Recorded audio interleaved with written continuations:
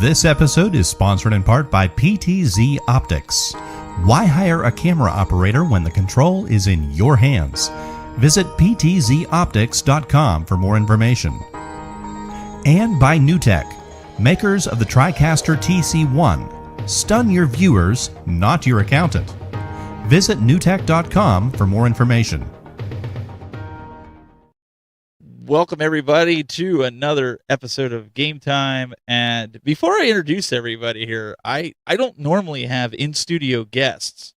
It's like rare that I have in-studio just about anything, right? Nobody cares about. But I have an audience member right there watching intently. He came down and he sat right down. And he's just kind of watching everything. So I don't know if I'm invading his space, but you can see he's just kind of like... He's actually controlling your mind. Yeah, right he's bored. So I figured I'd show that off. He's going to keep tabs on you. Make sure you're doing everything right. That's the thing. We got Bill here in the house. What's going on, Bill? Hello, I'm here. You still got your Marvel? Oh, wait, no, is that the iArcade? No, just the iArcade's the only one left down here. That'll go up in the game room this weekend. Nice. What are you going to put there then? I have no idea. It's going to be an empty space for a while. And yeah, I can't play my games while I work. So I'm going to have to actually work all day. What are you going to do? Oh, we'll have to see. We'll see what you come up with. That'll be interesting to see next week, what you come up with. And then we've got the complainer. She's been sick all week, so I'll give her some space on this. But how are you doing, Jade? Are you awake with us here, or do me, Moat, and Bill got to keep you awake? I'm suffering. Yep. So here's Moat was sitting here just kind of shaking his head. I told you this is gonna be a long episode. It's crazy. I come in, all of a sudden she's suffering. I thought my presence would have at least made you chip her up and perk up a little bit. Don't suffer too much. It's like 27 minutes in, then you can suffer. That's what I'm not saying. Right away. It did. I'm only kind of suffering now. How are you only kind of suffering? What does that even mean? Elaborate. I don't know. Just look at me. She's got the Rona, people. She says not, but I think she has the Rona. Okay, so we've got some Arcade1. Let's start off. We got some Arcade1up stuff to talk about. As you guys know, you saw the clickbait that I put out there, but it's not really clickbait, but it is clickbait. Arcade1up. News and notes.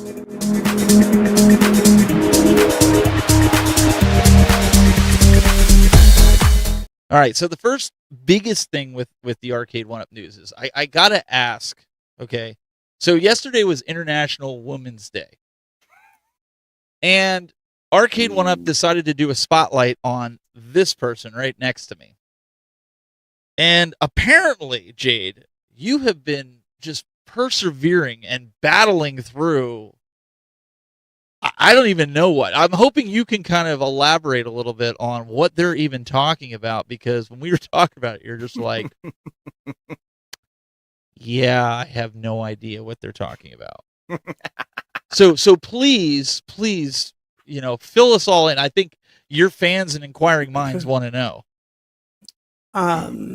Well, I mean, I think it was a very kind gesture. But yeah, I mean, as far as like the, I saw a lot of people commenting on the breaking down barriers. I don't really know. What barriers are you breaking down?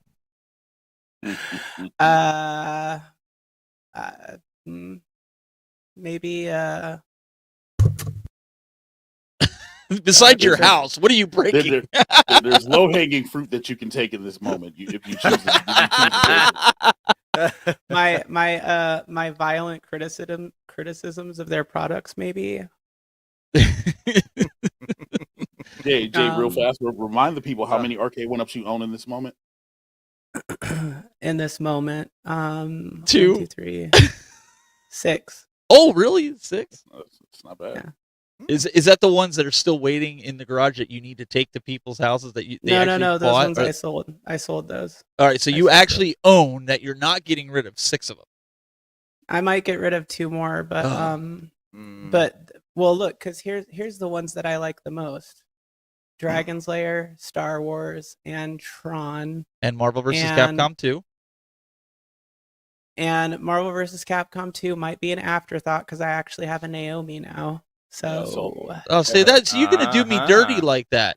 You make me go buy the stupid thing. I buy it, and now you no, it's still a great collector's item though. So that's why I'm like, I don't know. I might just keep it for like the collecting aspect of it. So, ladies and gentlemen, you came to the right place. This is the Arcade1up yard sales, and we're going to talk about that because I don't know about all of you guys, and I'm going to use Michael B. And this is not. And I want to MG. preface Oh my this: God, MG is here, back. and I get a little story later about MG, but I'm not going to get to it yet. I don't want to lose my train of thought, but I'm not in any way disparaging Yeah, well, don't derail anything it. We don't want to derail that it, Michael Steven. B was selling his arcade cabinets. But what I think is funny is community people coming out and going, well, all these content creators are getting rid of their Arcade1ups. Maybe I should get rid of mine too, because maybe they know something that I don't know. Or they see that they're buying all these real cabinets and these real pinball tables, and maybe they know something that I don't know. Maybe I should go buy them. And so that's what I want to discuss with the panel here, because Jayde, you have the real cabinets, and I personally don't see the appeal in 2023 of owning these power-sucking, maintenance-hassled and ridden machines, unless you're nostalgic about one cabinet that you want to keep and just keep it around and make sure it doesn't end up in a landfill somewhere. But like the Arcade1up, despite the emulation problems, despite the other problems that everybody likes to nitpick about, I don't really see the draw of like having one of these, especially when 90% of the people don't even know how to fix them.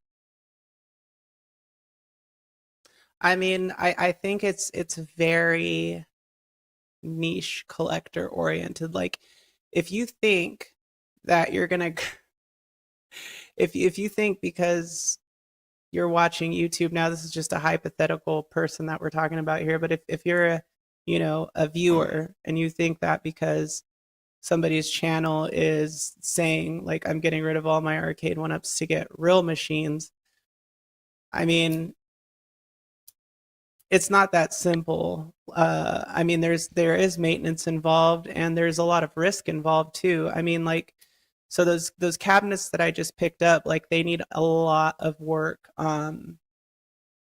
Like, for example, my Z-Back, it was $200, and it came with a Naomi in it, which is a working Naomi, which is like a treasure find, and a good monitor. But it was still a gamble, and then I have to refinish that whole entire cabinet now, and that's like a ton of work and time that you're putting into it to make it actually come out and look right. And those things takes a lot of practice to get that right as well, and to know how to do it. So I mean, anybody could do it potentially, but what you're getting with a 1-up is you're getting something that doesn't require a lot of maintenance. If it breaks, they just send you a new part.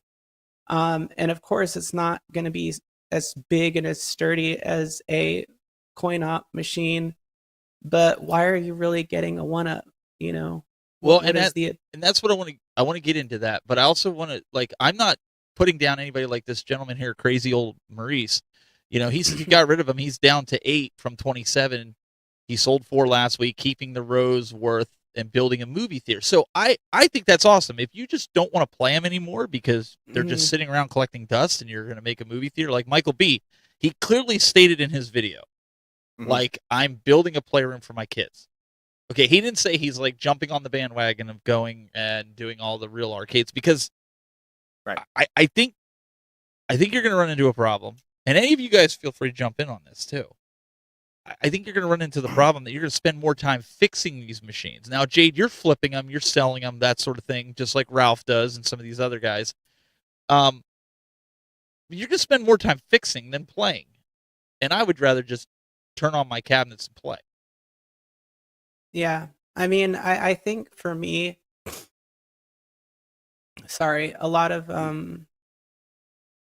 like Arcade1ups have been a great thing because they've given me the opportunity to own some cabs that I may never own. And you guys know, like, a Z-Back has been one of the ones, for example, that I've been after for a long time, or an HS5. And so I managed to acquire both, right? Yep. But I have to put work into maintaining them, and then, you know, getting them looking the way that I want them to. And I have my own personal preferences. That doesn't mean that I'm going to throw away all my one-ups. It just means that I'm going to narrow down my collection. And I feel like I've been narrowing down my collection for a long time. And, you know, you really have to consider, like, the price, the work that you're going to put into these things. And additionally, like, they're heavy. They are really heavy. So, you know, you've got to be equipped to be able to move these things around or get them from point A to point B. And, you know, like, I have Danny, who, if it wasn't for him, I wouldn't be able to even get half of these things, because he moves them for me. Because you're sick all the time. Right, because I'm sick all You the don't time. have you don't have strength. 'Cause I'm Bill, sick of your do you bull crap. Bill, do you think this is, and Mo, I kind of want your opinion on this. Do you think this is just somebody said it in there, people losing interest, interests are moving. Do you think that this is something that content creators are just getting bored of? They're tired of reporting on it. I mean, I saw P-Dubs leave it a chat the other day and said, you know what? Let some of these new content creators cover all the ins and outs of Arcade1up and some of these other ones.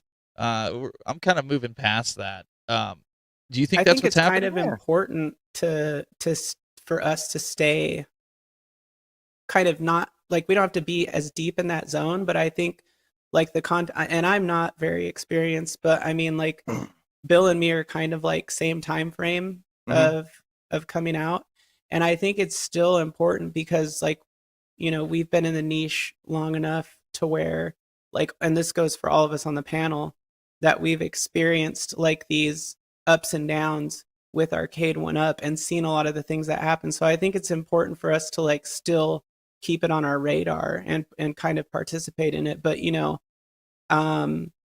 with how saturated it's getting now, I'm going to shut up so that Bill can talk. Gee, thanks. Yeah, no, I mean, look, I agree with that. I started my channel because I bought an Arcade1up. I liked it, and I, got into them, and I'm still into them. I only own, let's see, 3, 4. I own, I guess, 6 of them now, if you count the 3 uprights I have. I have the pub table and 2 partycades. And there's a few that are coming out that I'm interested in getting later this year. I really don't have a lot of interest in owning a real arcade machine because they are heavy for the space that I'm putting these things. I'd be nervous about them being on the floor above where I live and breaking through at some point. Yeah, and I look at it like, look, there's people who like to pick up, old cars that don't work and fix them up and get them running. And that's a hobby in and of itself, of just fixing up old cars. I'd rather buy a car that works that I can put the key in and just go. I have no interest in fixing up old cars. And it's the same with arcades. I have no interest in fixing up an old arcade machine. That is a great analogy. I want a machine with a bunch of games in it that I can enjoy. I like, and I know people have talked about, like, ALU and, coin ops and all that, but I like having multiple machines that remind me of the original arcades as well. So yeah, look, somebody said it in the chat, people's interests shift, and who knows, 5 years from now I could be bored with Arcade1up and maybe there's something else that I'm interested in. Who knows? But for now, that's not the case. But I understand how people can just, get bored of a hobby and want to move on. I've had multiple hobbies in my lifetime that I don't anymore. I collected comics for years and years and years, and I sold off all my comics partially to put into this as a new hobby. It happens. Brother Moat, what do you think? So I think that as far as like Arcade1up goes and keeping them or selling them or whatever else, I think a lot of people are selling, but eventually you're going to have to sell. And the reason that you have to sell is because you want to be able to. Some people want to be able to upgrade their next cabinet to the next version. They want to be able to move on. MVC2 is a perfect example of that, where they split the releases for MVC and X-Men versus Street Fighter, but to get all the titles, you had to have both on one cabinet, And then Matt Astor said something earlier about people really bought a lot of them during COVID. Yes. And let's be real, it's still out there floating around. But people needed stuff to do. People had time to kill. And it was just like, oh, I see this on TV. I see it on QVC or HSN, or I see it in a Walmart. Let's pick it up. And still very mod heavy. Still very mod heavy during that time period as well. So they were more project oriented back then. Yeah. And you needed something to keep your hands busy. Everybody was pretty much at home for months on end. Yeah. So, that became a thing. But once you were able to get out and about again and do things, it was, well, this is just sitting here collecting dust. I'm guilty of that. It was just one of the things where it's just, I bought a Pac-Man 40th just because it was on sale during the pandemic. There's a lot of cabinets I think we've all bought, and it's just with the intention that now we're getting older and it's just kind of like, or getting wiser, and it's like, well, I don't need 40 of these. I don't need 3 of these. I own 3 Street Fighters. I don't need 3 Street Fighters. You know what I mean? Right. I think at my highest I had like 17, and I think I'm down to like 9 or something like that now. Well, it's more of, it was exciting. It was. I think it was more for, at least for me, it was the thrill of the chase. It was, oh man, we can't wait to see what's coming out next. And then we see what's coming out, and they're like, oh, okay, cool. And then it dies down. Then we get to another season, and where else? And now it's to the point where I can't speak for everybody else. For me, it's just kind of gone, And for me, it's just like, all right, if something is coming up from Arcade1up or one of these other companies, I'll cover it. Cool, whatever. But like Jayde, you put up a community post, I think it was last week, stating flat out that, hey, I'm stepping away from this. If there's something you want me to review, cool. But I'm going to take my channel in this direction. And I think a lot of people that have been doing it long enough are kind of starting to go that similar route. You know what I mean? Because honestly, and I've said it numerous times, I don't know how much we can all say the same thing over and over again. You know what I mean? But I got to ask though, is like, just like this, okay? I set out to build my own arcade. And every Saturday night I have a game night. Not everybody does this. Not everybody gets together. And I feel like, I said this to Jayde earlier today. I said, not one of these people had said, man, I really wish you had a real pinball. Not one person said, man, I really wish you had a real arcade, or this just isn't right. doing But I it mean, for like, me. that's totally like personal preference, though. Well, so what I'm getting at though, do you think that in the community that there was a bit of FOMO with everybody getting these cabinets, like they wanted to see what everybody else was experiencing, and now that's starting to wear off? Yeah, absolutely. Yeah. I am so proud of myself that I did not spend $1,000 on that Killer Instinct Pro. Yeah. And if I went in my closet, like I have all kinds of KI 1 and 2 stuff, memorabilia, and I'm so glad I didn't buy that, because not only was it restraint, but watching Jayde open it live on stream and dealing with it, watching OTG do his thing with it, and whatever else, and now watching Michael B's review of it, it's just one of the things like, man, that's $1,000, And Steven, you're in a you're in a unique position, like. You give your old arcades to your church. You do like these game nights, whatever else. So you're in a different position where, and I had that view as well. I was like, man, I want to build a house. I have arcades still in the box because that's the goal one day, to have my own arcade. But then it eventually becomes, well, if I see an arcade, like, and I look at Facebook Marketplace or offer up whatever, and I see them, I'm like, if these cost as much as a 1-up, maybe with a little know-how, a little ingenuity, and maybe a little effort, I could just get a real one. Yeah. And I think that's the other side of it as well. When things start costing more than actual pieces of technology, and like good tech, you're just kind of like, well, now one of the kids did say he likes playing Golden Tee better on the ALU because the trackball's better on there. He's like, that one just sucks. Chat. Yes, I'm gonna pull it up here so you can read that if you wouldn't mind. But okay, $4.99 super chat from Console Fanboy with a K.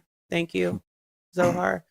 And he says, I think people are selling because they see the direction 1UP is going with riserless cabs, and it's no question it looks way better without risers. And I don't disagree with that. Yeah, that's and not I'm not wrong. talking about people that are selling to upgrade to a newer cabinet, because eventually these PCBs are going to die, right? People who are getting out of it. But here's another thing too. There was I forget what his channel is, but I've watched a couple of his videos. But there was a guy who did one of the, I think he kind of started the like I'm quitting Arcade1up trend. But he was very just had a very logical approach to it. But anyways, his reasoning was just like he had, I think, a lot of fighting cabs and cabs that didn't really require any like special control sets. And he was kind of like, why have like, these Arcade1ups that I keep paying $300, $400 or $500 for, when I could just have one nice multicade. And I think that line of thinking makes sense to me as well. I mean, that's one of the reasons why I went out and did that.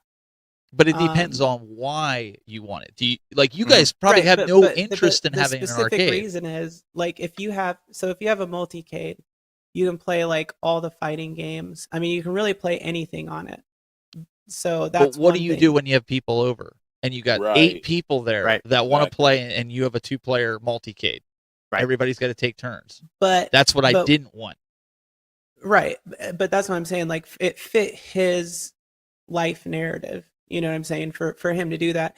And so I think that there's an element to like the bandwagon thing where people are just like running with it and they're not paying attention to that. Some of these people, including myself, are saying like, I'm doing this because it fits my life narrative better. I mean, because this is what I've learned. And now this is where I'm at in my collecting process, and it fits my life narrative better. And Mo, I mean, let's just be honest. If you had people coming over every week, twice a week, 3 times a week doing competitions instead of online, it would make more sense for you to have more machines, and same with Michael B and other people. But I wouldn't even have the machines that I have if I didn't have people coming over.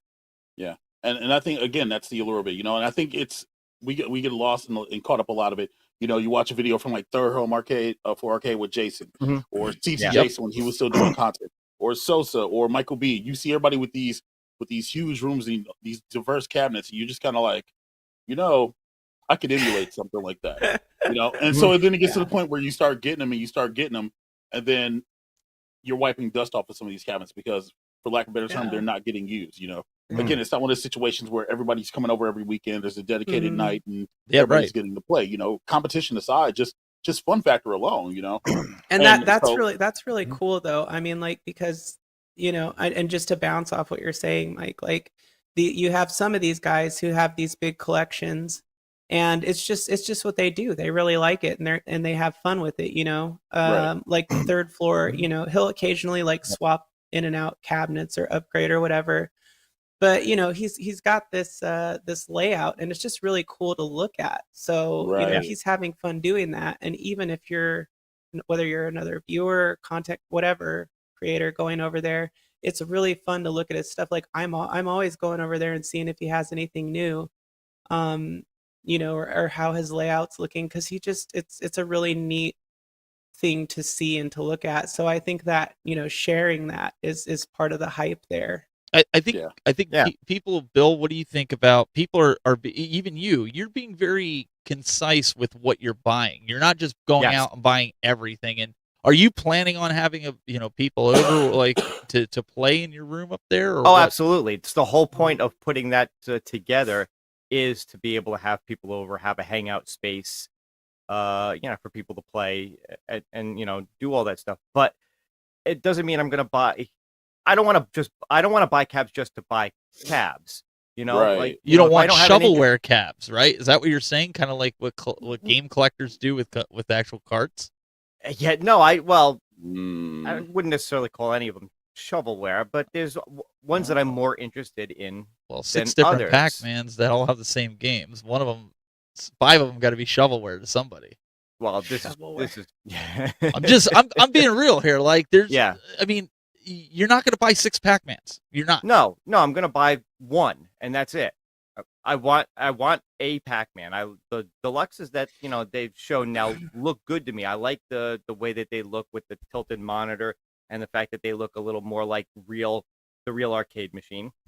Mhm. That's the one. That's the one I'm probably going to wind up getting. Right now, the main one of the deluxes that I'm interested in is Class of '81 because I remember that machine. I'm a huge Galaga fan. The Glax and Yeah. Galaga games are some of my favorites. That's got 3 of the 4 on it. I wish it had the got plus, but at least it's got the 3 games on it. So that's one that is going to go in my collection. I'm not going to get, but I'm sure there's going to be other stuff that comes out this year that I'm going to have zero interest in. Just like I didn't pick up every single one that came out last year. Here's another thing too, though, that I think is kind of important about before you do that, I have a special announcement for you.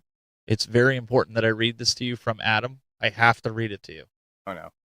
Before you go on with your point here, Adam says, "Please message Jayde to please take some NyQuil tonight."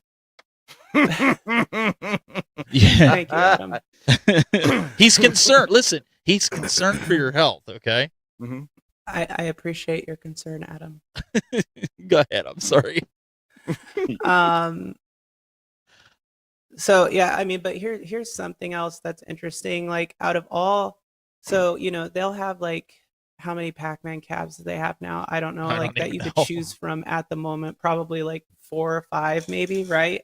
Something I think like that, another important thing that's kind of in our realm is that if you have the experience, like share, your opinions on that. Like, of course, you're gonna have the people who are just gonna say like, oh, they're all garbage, but that's not true. I think that Class of '81 and the Cocktail 40th anniversary of Miss Pac-Man are the 2 best ones that you could possibly choose out of their collection because of the emulation and just the form factor. Like I wouldn't buy any of their other Pac-Man cabs because I've seen that there's different emulation on some of the other ones and they don't run as well.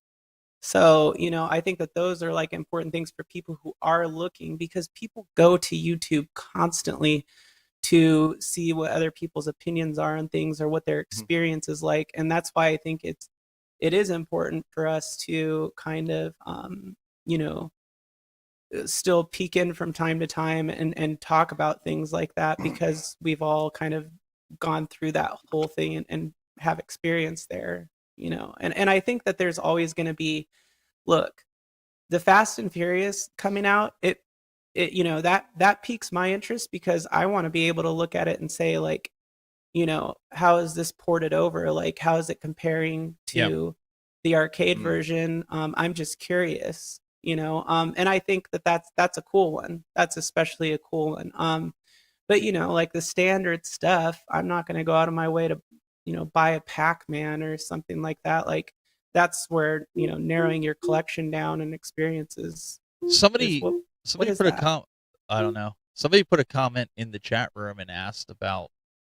I mean, these boards aren't going to last forever. Now I have a lot of Gen 1 cabs. Moat, do you have any Gen 1 cabs? I sold all my Gen 1 cabs. I was just curious. They were so pristine. Yeah, mine are still running. I have, like, you can see them all on the back wall there on the cabinet. But I think people need to get back to, forget what the other content creators are doing. They're doing it for their own reasons, that they're getting rid of this stuff, whether they're tired of it or they're downsizing because they have, family things that they have to do. Why did you buy them in the first place? I guess that's what I'm getting at. Like, did you get them for the nostalgia of playing these games? I know I did. And so no, definitely. The only game I regret getting was Marvel vs. Capcom 2 because it's Jayde's fault that she told me to get it.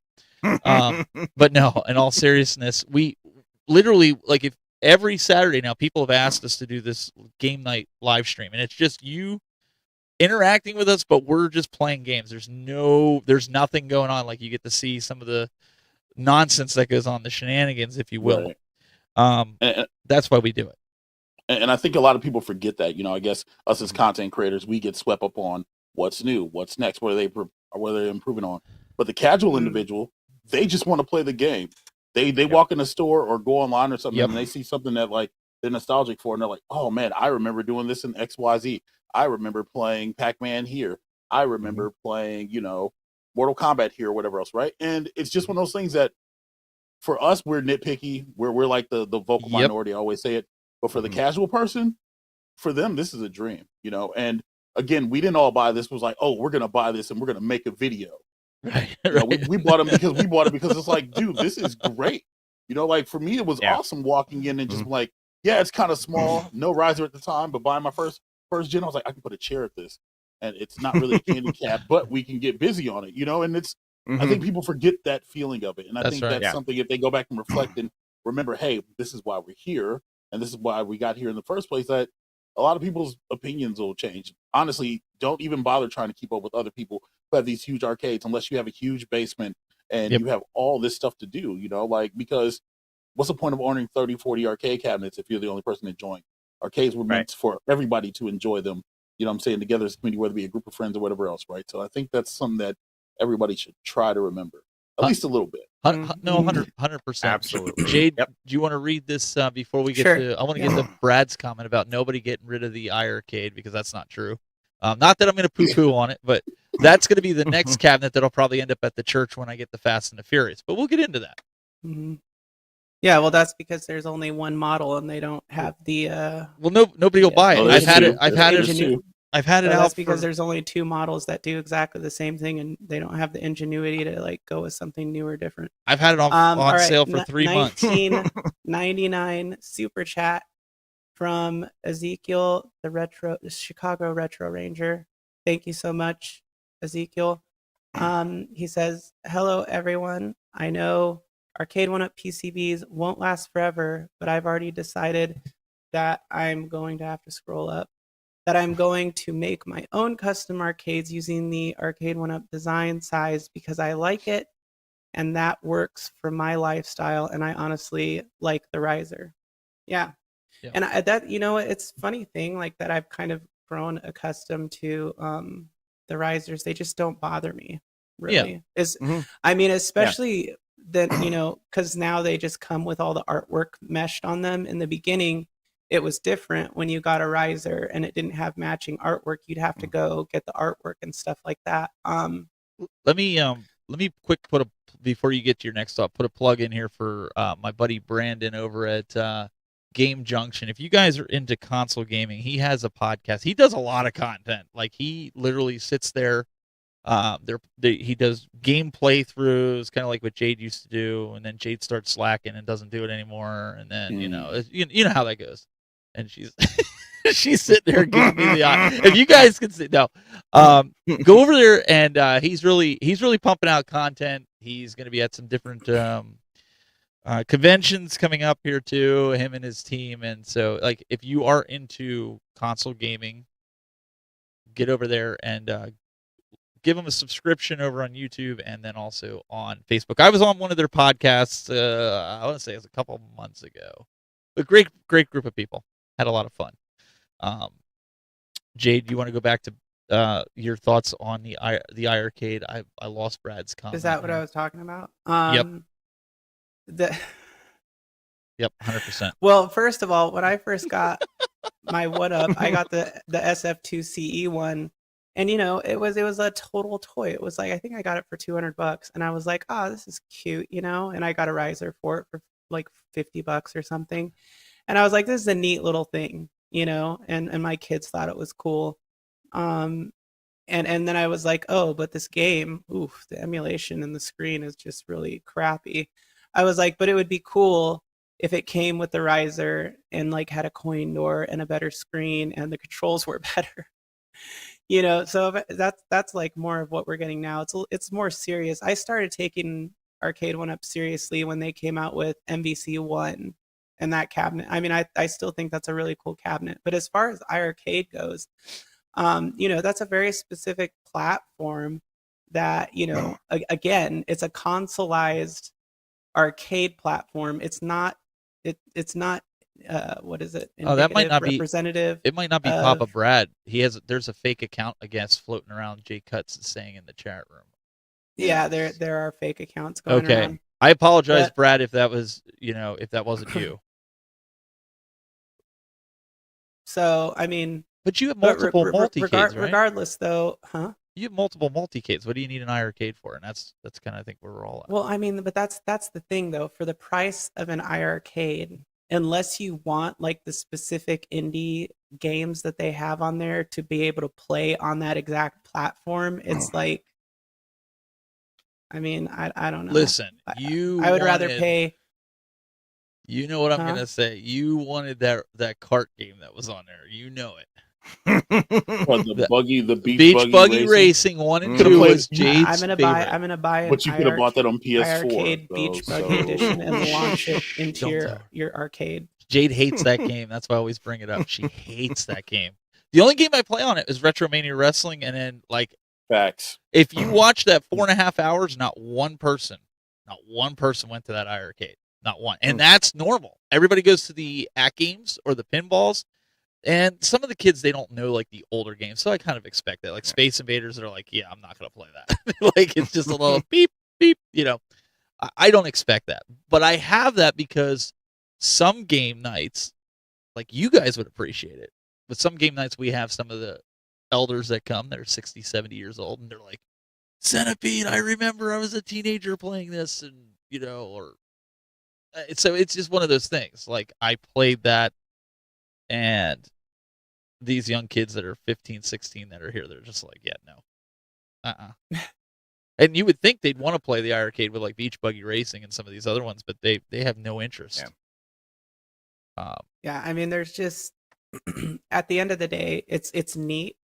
It's a neat little thing, but there's I don't know. I just don't take it seriously for some reason. Like I just think that you have better options. If you want a multicade, you literally have a million better options that you could spend just as much, if not maybe $300-$400 more, and be using Steam, you know, running Dreamcast, Naomi, and all these other high-end games on Fightcade, on a multicade. Like there is no purpose to the iArcade. It does nothing that you can't do on something else. And if you're low on space, I mean, Bill, for the longest time, you literally only had 2 cabinets because that's all you could fit in your space. Go get an AT Games. I think Damien Deal With It said it in here in the chat room. I pulled it up a little bit ago. He's like, AT Games with coin ops, which is how I run it, and that's it. If you don't have the space and you don't have people coming over, I don't know why you'd be going out and buying all these Arcade1ups, just to be quite honest. No, listen, if all you want is a machine that you could just play any game you want on, AT Games is 100% the way to go. If you just, you know, like I said, you got a little home office, you want to throw a machine in it and play once in a while, absolutely go for like an AT Games, 100%. Yeah. I mean, and then Delo's saying, you know, that iArcade has an accessibility feature, which is key for his son. Yeah, and for special needs. Yep. That, I mean, that's a good reason. Like that's completely understandable, you know. And again, this is one of those things that really just comes down to personal preference. I'm speaking about my personal preference and my reasoning behind why I didn't keep my iArcade and why, for me, it made more sense to do that. And you know, maybe that's like one of the things that actually adds value to it for when you're when you have a situation like a lifestyle situation like that. So that's completely understandable. But I mean, outside of that, I'm just saying from a monetary point of view, in my opinion, from my experience, that I would go that route over an iArcade. So yeah, honestly, if that thing wasn't $250, it would not be. No, you're right. Like, honestly, yeah, it's overpriced as it is. So Mo, talk us through, because I didn't get to watch this video. So talk us a little bit about what's going on here for this second part of this Arcade1up news here. What's going on with this? So for anybody who doesn't know, this is Garage Gamer. You know, he makes content, makes video game content, and makes some home arcade content. He updated via Wi-Fi last night his Terminator 2, and apparently the update has borked his machine. Now, this is the only instance I've seen it. I've watched the whole video. I don't know if anybody else has had it, but this is his experience. I don't know, maybe the internet could have cut off on the Wi-Fi, but that still shouldn't be something that is shorting out the board or things of that nature. It just kind of sucks. He's probably gonna have to go through A1up and go get a new PCB. But again, you know, this is one of those things that, you know, I guess this is where people argue, well, I don't understand what the update for T2 would be. I don't own one. I don't know if it was like a latency patch or something like that in nature. I can't speak to that, but apparently this is what happened after the update last night. And it's not the only cabinet got updated. NBA Jam got updated. A couple other cabinets, Dig Dug's got updated. I think another cabinet got updated as well. So I'm not saying buyer beware, but at least for T2. So Matt Astra says his Terminator updated fine. So that was what you said, Jade. That maybe so did Zero Redo. He said Zero Redux. Yeah. Yep. And so the update's not even fixing stuff people want. No audio fix, leaderboard stuff. Yeah. So I mean, again, a lot of people. Sorry, Mo. No, you're good. What I was hearing, like some people say in some of the boards and whatever, is they think that some of these are getting leaderboard updates, and a lot of it has to do with the app coming out. Oh, that little icon that they put on the Dig Dug cabinet. I saw that. It shows you what platform they're on or what machine that they're on. Oh, that might have to do with their phone app. That makes sense. That's probably what this was getting, that update for it. Yeah, so it may not be any kind of fix or anything, but something that's going to tie into whatever the app is when that comes out. I would say that's a good sign too, though, because if they're doing that and they're linking cabs to be able to use the app and add leaderboards to it, I feel like that means that ultimately, like, they're saying like, hey, we're still going to be supporting these cabs, whether or not they're doing like. We're not showing this to say like he did something stupid, but we're just kind of like trying to put it out there for you guys. To see if anybody else had this problem with it. But I seen MG. MG says it looks like a hardware power issue, and I kind of agree with him on this because the marquee keeps. It's almost like it's shutting the machine off, and I don't think an update would do that. Right. Am I wrong in this? I mean, No, it just wouldn't power. Literally, it just wouldn't power. It's got to be an isolated incident. Yeah. If I could turn my Terminator 2 cabinet on right now because it's all connected to smart system, I would walk over there and do it right now live to see what would happen. Oh, he's in the chat. Have you ever had Garage Gamer? Have you ever had any hardware issues, or has this cab ever done anything weird prior to you updating? Because I got to be honest, I'm nervous right now. I ain't gonna lie, man. I am not gonna lie. I mean, the thing is, they're gonna send you, they're gonna send you a new PCB though.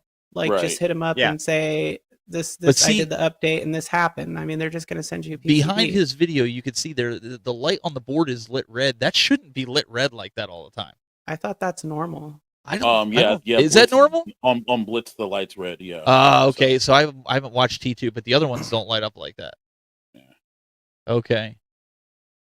But is the fan? It looks like the fan's going. Yeah, fan's moving. It's just again, it might just be. It might be just a power draw thing or something. That would make a lot more sense. But again, hey, another PCB, and one day maybe if you unplug it and you plug it back in, then you got two PCBs, and then you can. Yeah, I mean, just get a new one. We got a super chat. All right, let me see if I can pull. Let me see if I can pull. Fanboy with a K. All right, I got to pull up here. I wonder if he tried to hard reset it. I wonder that. Well, that's what I was gonna say. We'll go to that after this super chat here. Let me pull it up. Go ahead. So $9.99 from Console Fanboy. Thank you.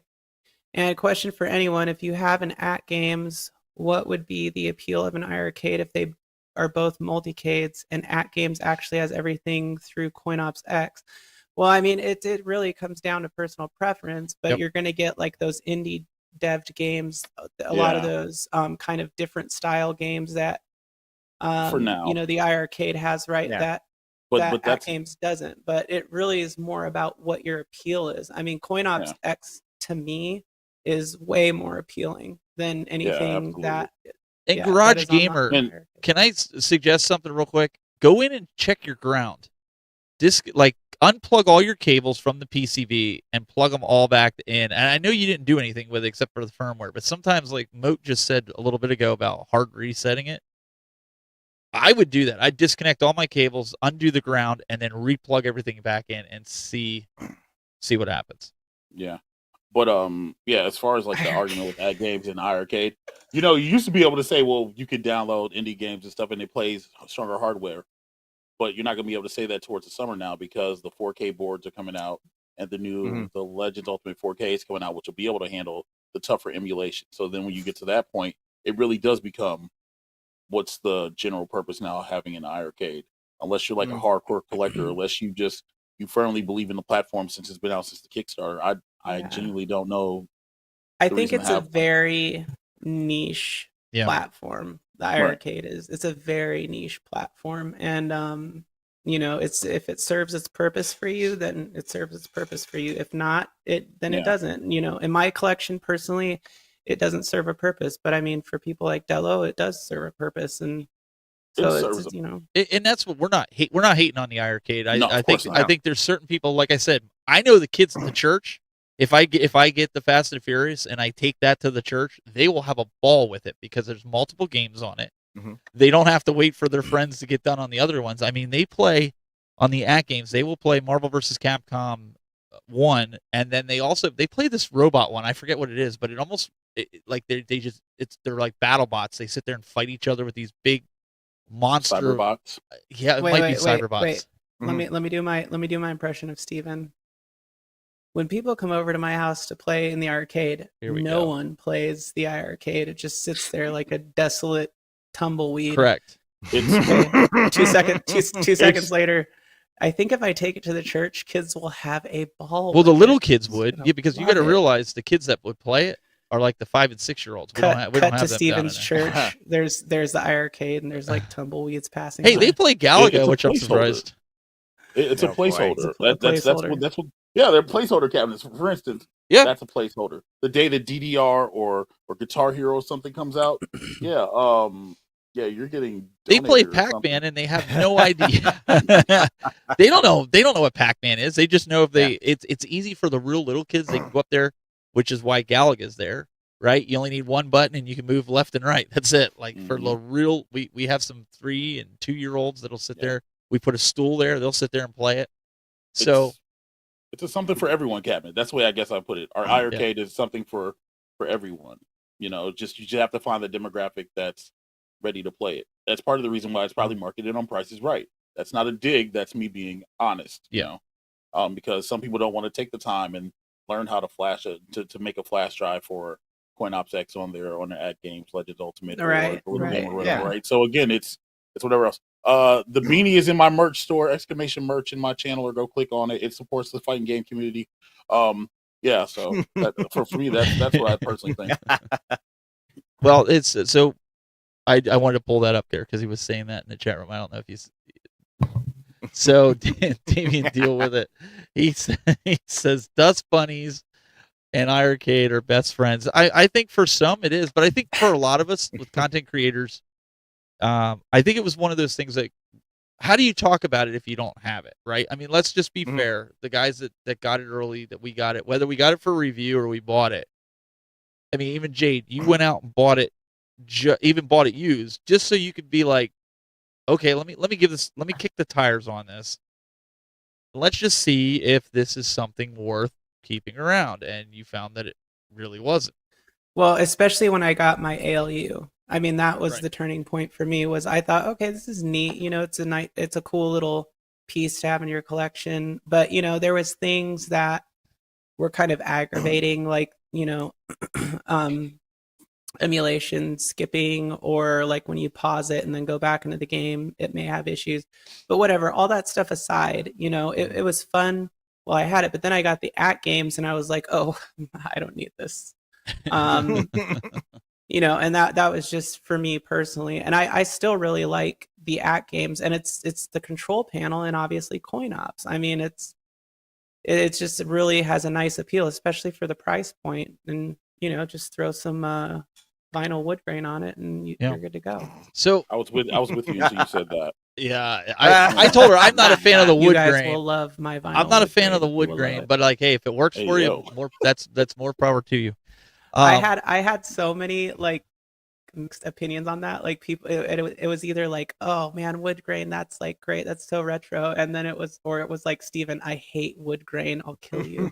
Well, no, it's just my preference. Like, if you notice, my basement has the wood grain paneling. I've done everything I could to kind of cover up most of it with stuff. No, I'm just saying, like, it's funny. Like, there was even a guy who commented, and he was like, I used to work on arcades, and he was like, I thought that wood grain went away with like Pac-Man. But he's like, he goes, but you did a good job, you know? And I was like, oh, that's nice. Yeah. But I'm just saying, like, some people just hate the wood grain If look if it on works for arcades. you, look at who am I to say? But listen, we've talked about us. We've talked about The Lion King does not belong on the side art of any arcade machine. Sorry. Switching gears here. We've talked about physical collecting and guys that are collecting consoles. Did you guys see the news this week that your Wii U could be bricked without you even knowing it, just sitting in a box, that the NAND RAM could get corrupt? Mm-hmm. Did they explain this on technical terms though? Because the article I read wasn't like, it wasn't very specific in pointing out the details of how it could actually occur. They haven't said anything like that. They said that at least I've checked mine. Mine I feel like works that's fine. like a clickbait title.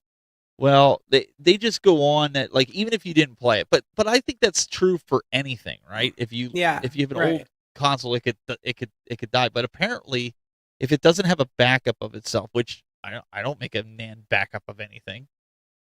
No. But they just go on to say the Wii U's been killing itself. The error is a NAND corruption that is reportedly unfixable unless the NAND backup isn't made before the console corrupts, as it suffers memory errors that practically brick the system. And on top of this, Nintendo isn't offering any kind of fixes on the console because it's no longer its flagship. So what I would tell everybody to do, go out and buy one, keep it alive, because when they all start dying, you're going to have gold sitting there. Yeah. That's the reality of it. No, I mean, well, and here's the other thing too. I'm very paranoid about updating like my older consoles that still receive updates, and like the Wii U and 3DS, they're pretty much gonna stop support completely or whatever. Yep. And so I have not updated them. I mean, for years, because I'm like, I don't trust them. Like, what if they send me this update that ultimately is gonna like burn out my CPU or something crazy like that? So it's Nintendo, you little devils. All right, so let me see here. Bono's Tecmo says you can make a NAND backup now without having to soft mod it. Yeah, I mean, if you've got a soft modded Wii U, you were golden. And if you happen to have a soft modded Wii, make sure that you turn it on once in a while, maybe with the full library and the full virtual. Oh, we're not supposed to do that. Okay. Yeah, no. Just turn it on and back it up. Yeah. My Wii is soft modded. Well, it's actually it's hard modded. My Wii and my Wii U is soft modded. I'm that guy. Yeah. So you can soft mod a Wii U? Yes, ma'am. Yeah. Is it hard? No, there's YouTube videos. Like, I leave mine on all the time. Like, it's not on, but it's plugged in and on its dock all the time on my. You know what I hate about Wow, I just completely lost my train of thought. And on that note, this was probably all the people who have had their Wii U. I'm in my 40s, around. by the way. Yo, Cleveland. No way, you're like 23. Stop it. Cleveland Gaming Classic in the chat room. If you guys, a bunch of us are going out to that, coming up here in September, the 22nd through the 24th. If you haven't, I remembered. Well, just wait a second. If you haven't, get your tickets now, Jade. Hurry, get your tickets and come on out and hang with us.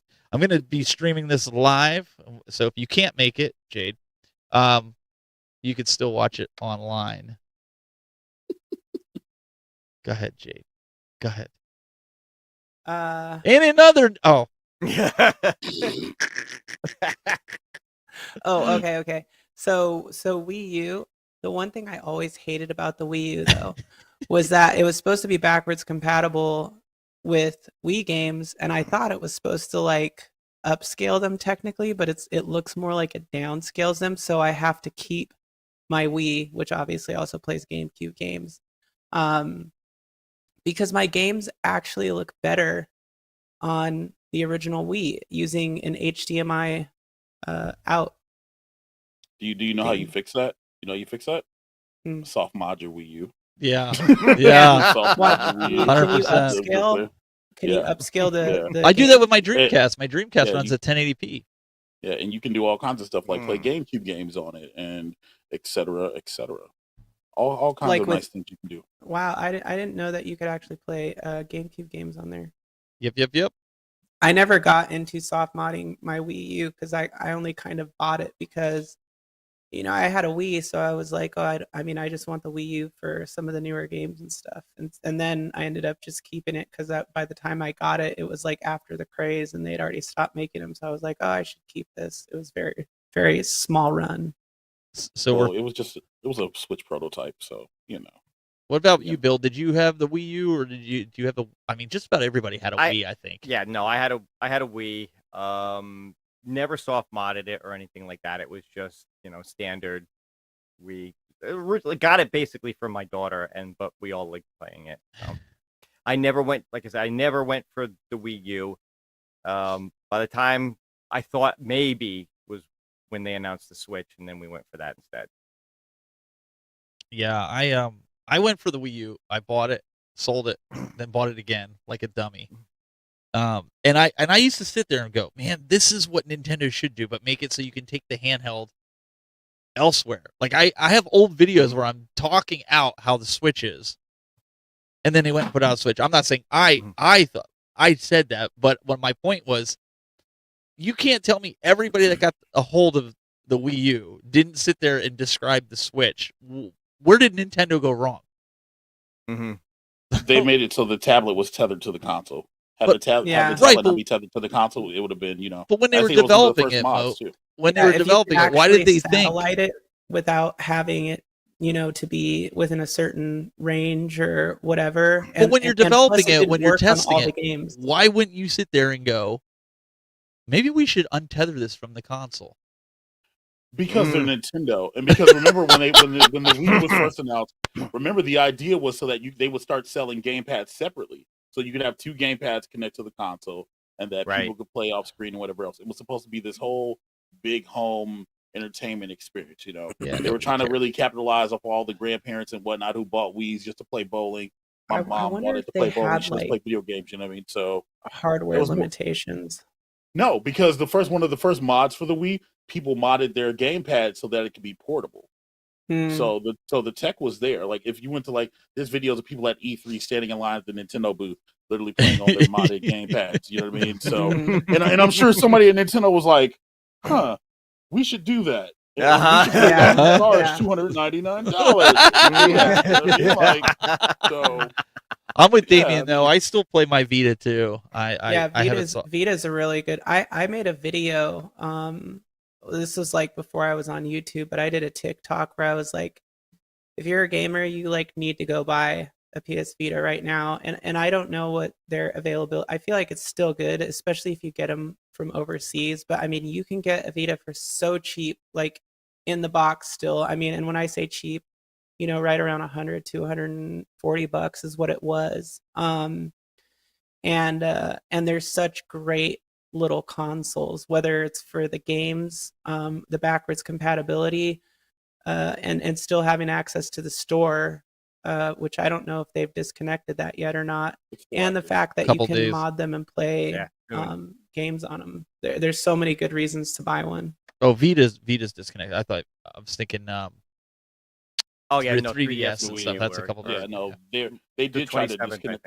Yeah, they tried to disconnect the Vita store, and then the public got in an uproar. Why are you taking it away from me? We don't use it, but we need it. And then Sony was like, "All right, here, there you go." PS3 and Vita. It's still working on there. Right? They're still making games for the Vita too. Like not Sony, but independent developers. There's a whole I'm in one of the communities. So I mean, it's pretty neat. It's still a good console, and I think it falls into the same category that the Dreamcast did. People just didn't know how to react to it. I honestly, I think Sony did a terrible job marketing. We did that on a make or break. Go back and watch that episode so we don't have to hash this out again. But Bill, you have a retro game spotlight. Why don't you give everybody a preface of what it is?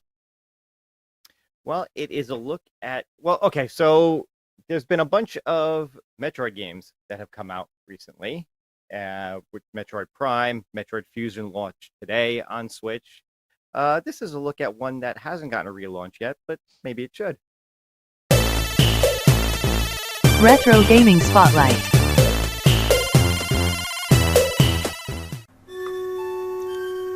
Metroid Fusion has been added to the Switch through the online expansion pack. And while it's a great game that I can't wait to relive, today I want to shine the spotlight on a different game, Metroid Zero Mission.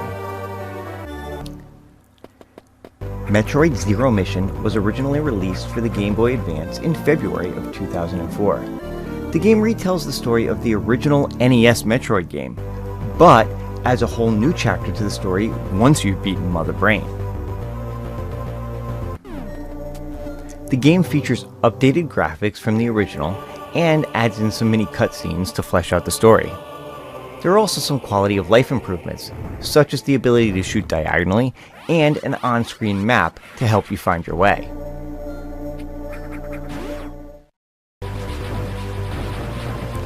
I've been playing this game over the last week on my Berndt RG35XX, which I'll have a review for coming soon.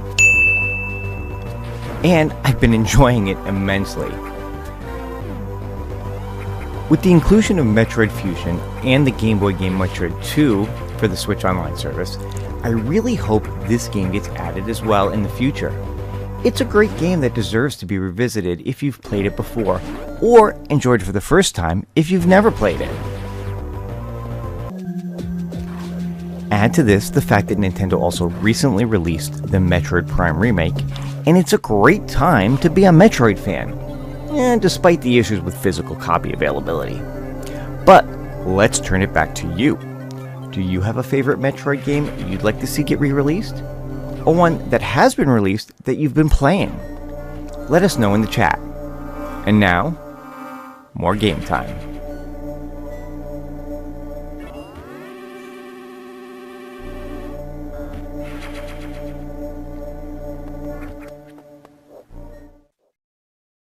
Doing that for any of the Right. yeah, they're not doing that for any of the Switch online games. You're not going to get a physical copy. You have to have the expansion pack for it. But yeah, like I said, Metroid Prime has come out. Metroid Fusion's come out. This is, I think, the one game that they haven't re-released.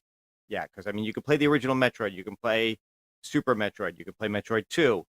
So I think Zero Mission's the only one that they haven't released. And now that they have access to Game Boy Advance games, I'm hoping at some point in the future they add that one, because it's a lot of fun and it would just, I know it's basically a remake of the first game, but it's a better version of the first game. So, And that's something. You know what?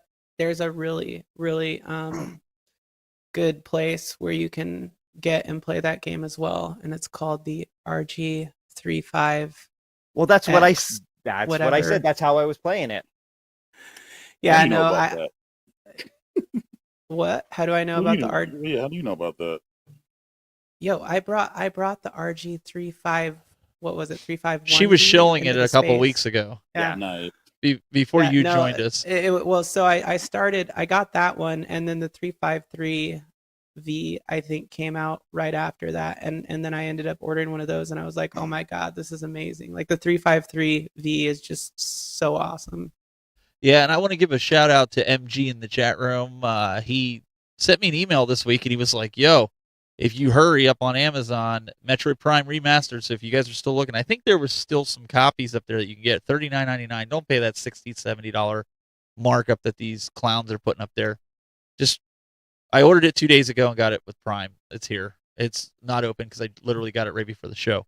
But go get yourself the copy. But I'll tell you, that is going to be on my agenda this weekend, and this game is something I can't keep. I can't put it down. I like the first one that came out, but Kirby's Return to Dreamland. This was good on the other console, but it's better here.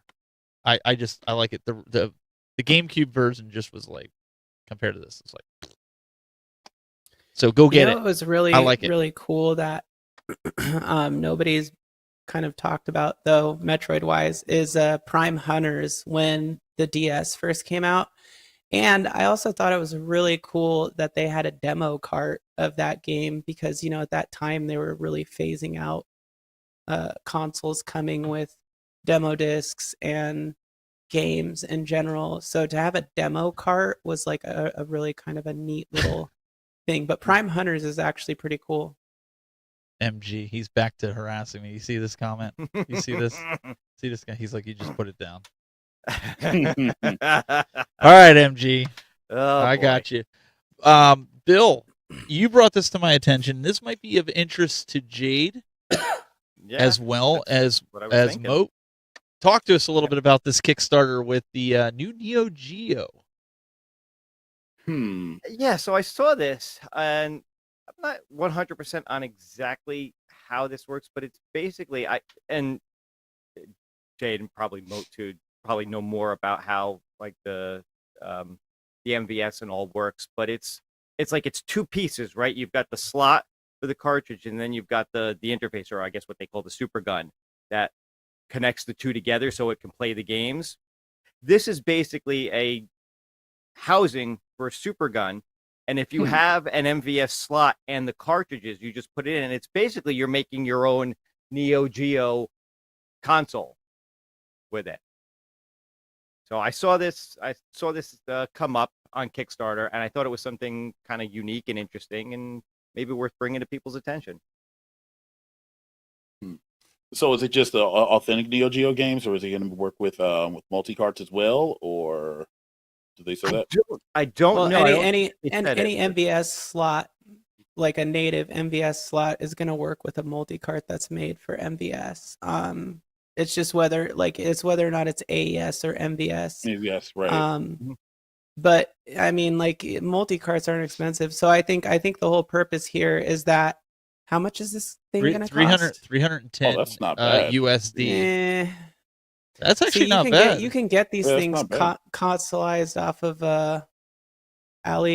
whatever it is. Alibaba? AliExpress. Yeah, AliExpress. Oh. I mean, you can get these things consoleized off of there for about $400 or $500. So it's kind of like, if you're going to spend that much and then have to buy the board and the carts and stuff, it's like, well. Yeah. I mean, it's neat though. Like the idea behind what it's doing is kind of cool. But I mean, I don't know. It's like you might as well just get an AES system or something if that's the case, and then just get a multi-cart. I feel like that's too expensive. I'm gonna pull up the Kickstarter. Maybe here. I'm not like in the.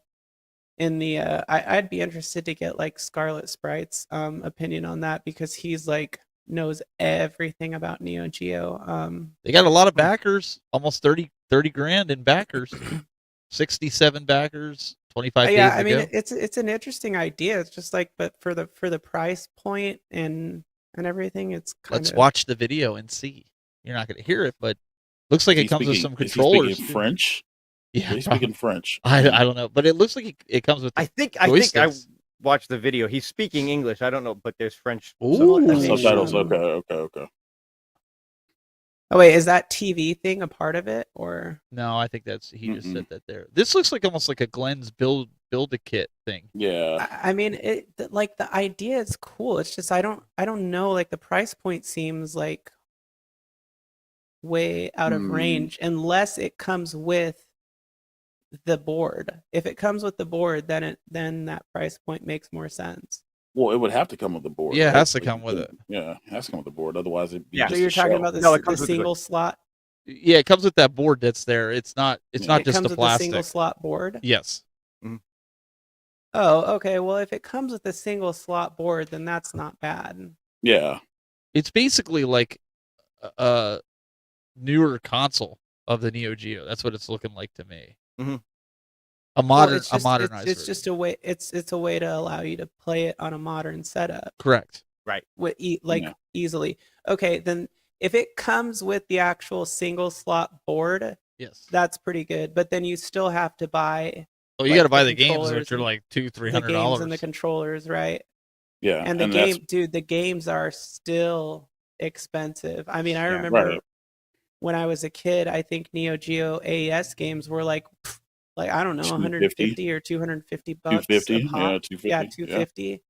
And that was for the home console, So I don't.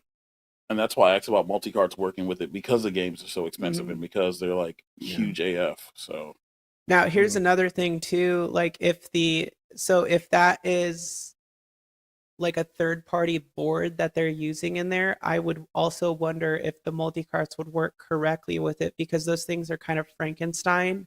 right. And even Mm. on the actual MVS systems, if you plug them in and there's other games in the slots, sometimes it can like reset the system randomly. But if it's like in the single slot by itself, it's usually fine. So Yeah. it'd be I wonder interesting. That's very interesting. Yeah, I wonder if they have that answered in the frequently asked questions section of that Kickstarter. And then also, as far as the subtitles go, do you speak French if you don't say omelette du fromage? Like, I didn't read that in the subtitles at all. So, I mean, I'm a little offended.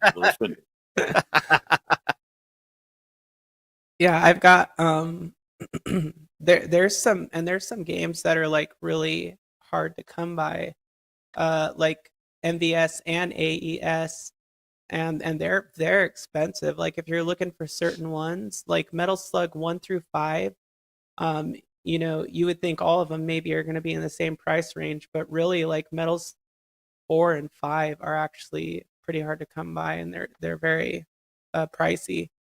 Yeah, you Like, still for a loose cart, I think you're looking Yeah. at like 400 to 500 for MS5, and then if you have like the complete boxed thing, I mean, 800 to 1,000.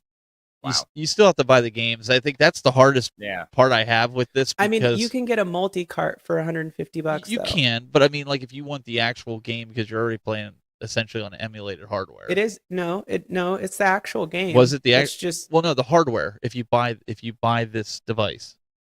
yeah, and if you use a multi cart in it, you're playing the actual game. Oh yeah, you're playing the actual game. Yeah. But I meant, like, if you get a multi-cart. Yeah, a multi cart. If you can find the ROMs and stuff and get it on there, because we all know. how that goes. You're talking about like an SD multi cart. Because look, there's like what is it, 161 and 1, which has like a ton of games. It has a ton of good. I heard games Moat on it. has the ROMs for it. I cannot confirm or deny that the ROMs may or may not be on my desktop. Hey, listen. I'll be honest. That's why I asked. I'm like, wait, does it? Because if you look at it from a home console standpoint, yeah, that'd be great. One multi-cart SD or micro SD card slide in from like Chris or something like that. And let me ask you guys you're something. golden. I have one from Chris for the TurboGrafx. Let me ask you something. What was the Neo Geo, the one that had the handheld that you put into the dock? Like, I actually have been looking for that complete in box for handheld that you put into. Yeah, there's dock? a Neo Geo that goes into the actual. It looks like the original. There was a Neo Geo Pocket. Maybe that one. No. This looks like a Switch handheld for the Neo Geo. I'll see if I can pull it up. But it goes into what looks like the original Neo Geo base, and it comes with joysticks and everything. Are you talking about the thing they used to sell on GameStop.com? It was a GameStop exclusive for like a short. Like I can't think of what the name. Yeah, it was 200, but now it's like everybody's selling them for like 500-600 since COVID. But before that, I should have bought it for 300. Somebody had a complete in box.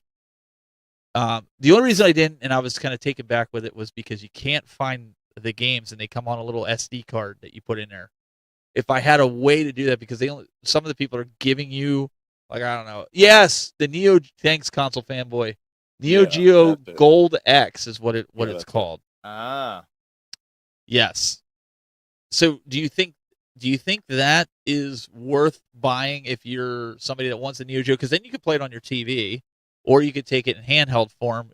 Would that be a better buy than, say, what we put in here? Because the poll is that an actual SNK product? Oh yeah, I mean, yes. I'm looking at it, and it looks like it is a licensed product. 100%. I just never. You never seen that? No, I have seen it, but like I never really paid attention to what it was. It's cool. And so what is because I'm looking at the handheld portion of it right now. Like, so you're saying you can play the games like it satellites it, or it's just like the WiiU. Yeah, it's kind of like it's kind of like it's almost like it's a mix between Wii U and Switch, where you can plug it in the dock and literally play it at home. Yeah. So I'll pull it up. It's so weird. Like, I have because Neo Geo, to me, I only played it in the arcade. I never played it. Like, I had a friend who had one, but I only played it like a couple times. And so to me, it's very arcadey, platformy. So That's why they give you the I've sticks. I've never Oops. really like thought of it as a home console, even though I wanted one when I was younger, you know. But it would be, I feel like especially if you have like the arcade machine, or if you can play it emulated like at home, it's like. But you got to admit, it's genius the way they hooked that handheld up. Did you see that? Like where Yeah. they flip it open and it like locks in. Mm-hmm. If only this played the original games too. Like if the top actually was a working, that would make it pretty sweet. But I don't know. I don't know. I've been debating getting this as for my Neo Geo collection, if you will. For How much is it? Like $500? usually like on Macari and some of these other ones, you can find them for like $500. If you're lucky, you can find a complete and then you box. need to get a multi-cart, because there's no way you're going to be able to, Well, unless a lot of you're them come like with the filthy SD rich, cards. afford. No. They come with getting- SD cards. That's how you play it in the handheld. Oh, There's SD cards with the games. They only have like 25 games on it. If you're that was the reason I didn't buy it, because okay. They're So hard it's to not find. an Limited collection actual of games. limited it collection can't- of games. Can it play AES Sure. games? It's whatever they brought out for it. There's special cartridges. Like you'd have to look it up on Macari or I'm having eBay. like flashbacks. Like I remember this console. I don't really remember the handheld portion of it very much, but I remember because you're saying SD card, and I remember making the decision not to buy it for a specific reason. Like there was something about it that I found unappealing. It must have had to do with like the SD cards or something. I'm trying to pull it up here and see if I can get it. Let's see. Let me go full screen here. So here somebody has it for $476. Let's see what they include with it, because let's see if they have that cartridge. So it looks like it's complete in box. It's got the controller, the handheld. But you can't. They're showing the Okay, condition. so you can't put cartridges in it. That's No, Damien there's the just card. said. There's There you the go. SD Yeah. card. I think that's why I didn't get it. That's why I Yes. didn't get it then. That was why, because I if I was gonna buy an AES system, I wanted to be able to put cartridges in it. So it comes with Yeah, but Ninja Masters, but then they also have a multi-cart that had what, like 25 games? Yeah. Mm. And for the price point that this launched at, Jade, you wouldn't have been able to get a cart with it for what it came. It was out with. They had $200 the when it best way to do launched. Right. So Yeah, I mean, because you can buy like what's that, Stone Age Gamer? They have a multi-cart that uses SD cards, so you can play on the actual hardware. But I'm sure Um, people have hacks for this, because it's just a standard SD card that you're sticking in here. So Oh yeah, I'm sure. I'm not paying Sorry. 500. No, you're fine. I'm not paying $500 for it. I don't think Yeah, it's worth. worst Jago says it's basically like Evercade Neo Geo Edition has cartridges with game collections on them, and the cartridges are SD cards. Yeah, see, that is why I didn't buy one, because that's not appealing to me, especially at that price point. Yeah, I think that's why I didn't buy it. I could have got it with it was sealed, that extra SD card, and I thought, well, if I could find it, I can keep it. Yeah, I can keep it in the box and not open it. Damien Deal with it says people are making modded carts now these days with all these games on it. Yeah, and I have one of the Neo Geo, the mini arcades that you can hook to a TV, and you get the real controllers from the Neo Geo. I think they're like $70 on Amazon. That's what I use for all the Neo Geo. It's got just about every Neo Geo game on that I would play. I was so disappointed with the the little mini arcade version, because I bought the controllers for it when it was on sale for That's what I Black did. Friday. That's what I'm talking And, about. That's what I have hooked up. And those controllers, they're really nice, but they're not like the clicky ones, like the actual Neo Geo gamepads have like the click in them. And I'm like, dude, really? It's because it's so much of a different feeling when you have that kind of like feedback, I was sad about that. Still good for like, what were they, $8 on sale? Yeah, I mean, for what it was when they were on sale, like, I'm not going to complain, but I remember being disappointed about that. So I put in the chat, I said, would you buy the Neo Geo consoleized, the one that we showed on the Kickstarter? 66% said no, 33% said yes.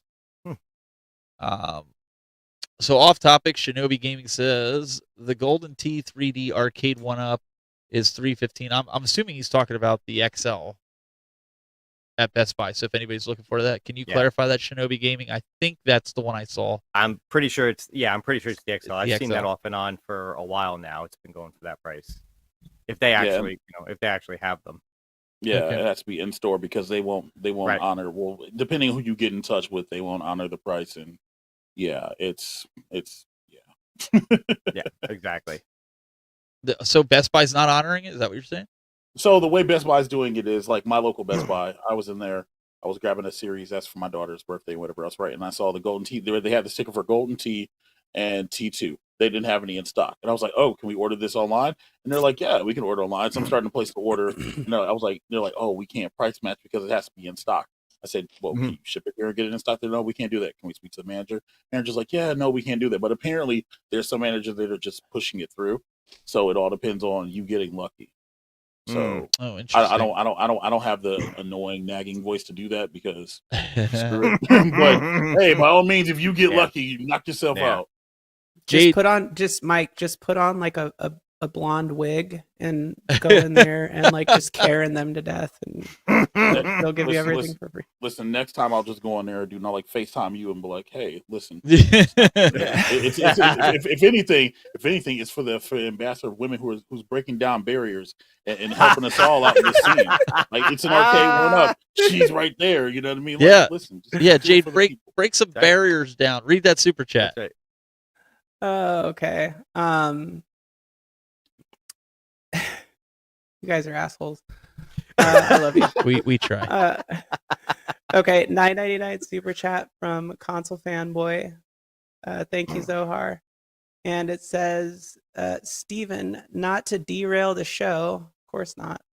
But if you wanted to, Arcade1up just released a cool video on their site starring Cyrus and Nicole. It's about the MK2 Deluxe. Pretty cool with a K. Nice. I don't think it's derailing the show. It's just the fact that I don't think people want to watch it with no volume. So if it's on the site, I'll pull it up. Mortal Kombat haters incoming. Wait, where's the Mortal Kombat haters? No, where is it on the site? It's just Zohar, let me pull this up. I don't see it on the site. I went to their YouTube. It's definitely not on their YouTube. So maybe I have to go. It's on the product page. I just it's on the product myself. Yeah, it's on the product There's page. one handheld to rule them all, Bo, and that's the RG353V. Go to the coming soon. You mean the RG35XX? Sorry. No, RG353V. No, RG35XX. That's probably it right there. Oh yeah. Okay. Yeah, considering I just made this video, I'm putting it up. Yeah. I saw that. That was good. That was a good video. Mo, that's the same one I have, and yes, there will be a video coming soon. I'm doing a giveaway, by the way. RG351. Wait, can we talk about Nicole? She looks scared to death in this video. Anybody she doesn't want to be there? Watch this video. I just seen her. She like stood there. Look, she's just kind of standing there. Like, yeah, she's like, why am I here? Yeah. She's Wait, like, can we go back to what is this? Is this a Mortal Kombat? What do you do with Mortal Kombat? I like Nicole. Let me just preface that. I like Nicole's Nicole. Cool. She's awesome. I think it's the outfit. Like maybe it's just the outfit. Wait, she's just like Cyrus. You're talking too much. Let's pause this so that we can just zoom in on each of them and break down their character as a human being, and then hang on. Let's do that. All right. So we're deep diving this now. Okay. We're gonna deep dive it. So I have to do that because isn't that what we do around here? We're gonna that's as close as I can get crap into to death. Yeah. No, I think that the MK2 Deluxe actually looks pretty sweet. I mean, for what it is, what's the price point? Like $499? I think so, yeah. That's what all the deluxe cabinets are supposed to be. That's pretty good. We'll see. I mean, that's pretty good because Walmart's going to sell it for that, and then you get free shipping. So just don't buy direct. Yeah, Jayde, don't buy direct. Well, I don't know why you do that. I don't know why you tell me to buy direct. MG, all the time. get him, MG. All right, let me pull this back open because. Actually, Console Fanboy might be onto something because in this video I'm listening to right now, Cyrus actually talks about the companion app that goes along with the thing. See, he looks super stoked, but if you look at her, she's just like, "What are we talking about? Why am I here? What is this Mortal Kombat you speak of?" Am I wrong? Wait, he's like, It's like, yes, no, this is awesome. You remember that that SNL bit with Chris Farley where he would be like interviewing stars She's and he'd be talking! like, you remember that scene where you like melted through the metal bars? And then the guy's like, yeah. And he's like, that was cool. Wait. I'm gonna go back. I'm gonna go back to where she's talking. You know what she's saying right here? Dude, everybody loves the tuna. No, wait, let me Wait, do it. we'll Let me go do back. it. We're gonna go back. No. Cyrus is like, hold I on, hate hold the on. tuna. She's I'm gonna like, kick your ass, Cyrus, in Mortal Kombat 2. Oh my gosh. I'm sorry. I had to pause because that's the part. She said, and I quote, my favorite game is Root Beer Tapper. Can I play that on this cabinet? wait, let me back it up. Let me back it up, Mo. Mo. Is that what she said? Let me back it up, Yes. Mo. Hang on, I'll Yes, back I her up. literally just listened to it just to make sure. All right, Mo. There we go. Let's see here. Go ahead, Mo. You're gonna be her this time when she comes up. Oh no. All right, he's Do a all girly voice. excited. He's Do a like, girly I was constipated all week waiting for this, but you know what? Now I'm super excited. What do you think about this, Nicole? I think I need to take some Aflax after this, and then I got to go sit in the commode. What do you think? Tell me. Tell me, please. I can't keep touching this. Tell me. Tell me right now, please. I'm gonna get Zohar after you. Oh my god, you know what? Shut up. I have that same problem, but let me tell you, Sonya's probably my favorite character. I always knew. I knew Cyrus was a Sonya guy. I knew I it. thought you said he was a simp. Oh my god. A simp? I thought he said simp. No. I swear. That's what I was like, wait, what? Come on, man. That's No, such so- a good so re- game. no, That is so- such so- a good Oh, game. no. Seriously though, like just listening to it, it's actually a really nice like retro. No, it's a good like, video. like We're just video, busting. Yeah. We're just She playing. just looks so uncomfortable, man. She really did know. I mean, she's going to work on some on screen presence. I think if that would be my collective. I mean, Cyrus think is just that's, all bubbly. That's like the kind of stuff that they need to be doing more of, though. Agreed. To reach out, especially to like the people who have been in it for a while. You know, like that's good. Listen, we mean all good fun with this, but I just think as a video guy, I'm sitting there looking at their on presence and camera, and Cyrus has it, man. Like he is Mr. Presence, but she's just, you can tell she's really nervous, and if she Hey, sees cut it, her some slack, Steven. Right. And I like Hey, Mr. Nicole. Producer. Listen, I Look like at Nicole. me, producer. Look at Okay, you don't but- have but- enough light but- on your face. in That's Nicole's right. defense, Cyrus had everything to talk about. Cyrus got to pitch the cabinet. He got to pull up his phone and pitch the app. You know what I mean? Like That he got to, reminds like, me of ask Legend what- like- Center with like, P-Dubs. She had everything. That brings back nightmares of Legend Oh, Center boy. with P-Dubs. P-Dubs having all the information that he purposely would withhold from me, just so he could be the one to deliver it, and then I sit there and look like a chump. Him and I, we went back and forth all the time. You with were that. you were not You're live. authorized. I was Yeah, not okay, you know you're authorized. live. Yes, You know you're live and you just said that, right? that's all right. He knows it. We bust each other all the time. But that's why I hit him with a pie. If you go and watch, I think it was episode 6. I think I hit him. I think it was episode 6. I hit him with a pie, because he did that. So Damien Deal with it has got a really good question. He says, "Where are the casino cades?" You know what? We haven't heard anything since CES about these casino cades. Has anybody heard anything about these? I hope Not not. since I CES, hope no. that the casino cade just quietly goes into the darkness. I think they're actually going to go. They're going to have to go back and rework it because it's a 10-inch tablet, and then people are trying to figure out whether they need to pay $600 for a tablet and Yeah. a frame. Yeah, So maybe they're going back to the drawing board and maybe doing something else with it. Let's But hope, who because knows? that Yeah. I We can no longer identify BOE monitors as BOE. We just call them crispy. crispy monitors. So console fanboy, he said, I met Nicole in person. She rang up my Big Blue at the charity last year. She was super nice, and she speaks Russian like me. No, listen, I like her better than I liked Liv. I was not a Liv fan, but I think Nicole. they were both. Live on camera is different than live in the background. Like Liv is probably like one Yeah. of the coolest people in the world. Yeah, Legit. she's No doubt. super cool in person, but she's definitely different vibes on camera. Yeah. I've never met Nicole though, but she does like their social media stuff, right? I think I've talked to her a couple times. She's really sweet. Yeah. I think that they're doing the right thing. Either way, they're doing the right thing by putting out these videos. I think they need to do more of them and keep the community updated with all the new stuff. Like let's not redirect, because I can tell you what the haters and all the other people that are not drinking the Kool-Aid, so to speak, are going to say. They're going to be like, yo, Marvel vs. Capcom 2, like, what's going on? Why are we not online yet? Why do we not have any information? Nobody's telling us anything. But now you're going to tout this cell phone app. That's what they're going to say, and let's be honest, rightfully so, right? And it's not, dude. But the reality of the situation is they're not just going to stop production and marketing of all their stuff and be like, oh my God, Marvel vs. Capcom 2. Oh, why not? I'm sorry. Oh, wait a second. Why not? That's what this community wants. That's what the community wants. No, is it though? That's what some people want to say. Is it? Because I think the only people that are really asking for MVC2 online are the people that actually want to play MVC2 online. Well, what about your community, Mo? Wait, Mo. What about your community? Because you do a lot of online tournaments, and I don't care if it ever gets online, personally. And I've been very vocal about it. I paid for an MVC2 cabinet. I was told that eventually I was told it was going to be online. So if it's supposed to be online, cool. Myself and my community, we have Fightcade, so we really don't care. Like, we play on Fightcade. It's just literally, it's like, honestly, and here's the reality of it. I'm actually worried about this thing going online, because if it's struggling to run MVC2 now, if it struggles to run online, that's going to be a disaster.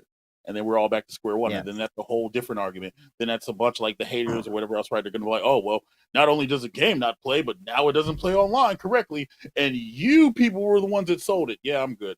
I'm good on that. Honestly. Wait a second. It'll give us 3 months of news to talk about when they put it online. And if it fails, it'll give us something to talk about for 3 months of shows. Well, I think that's part of the reason why it's not online yet, though, because it needs to come out pristine.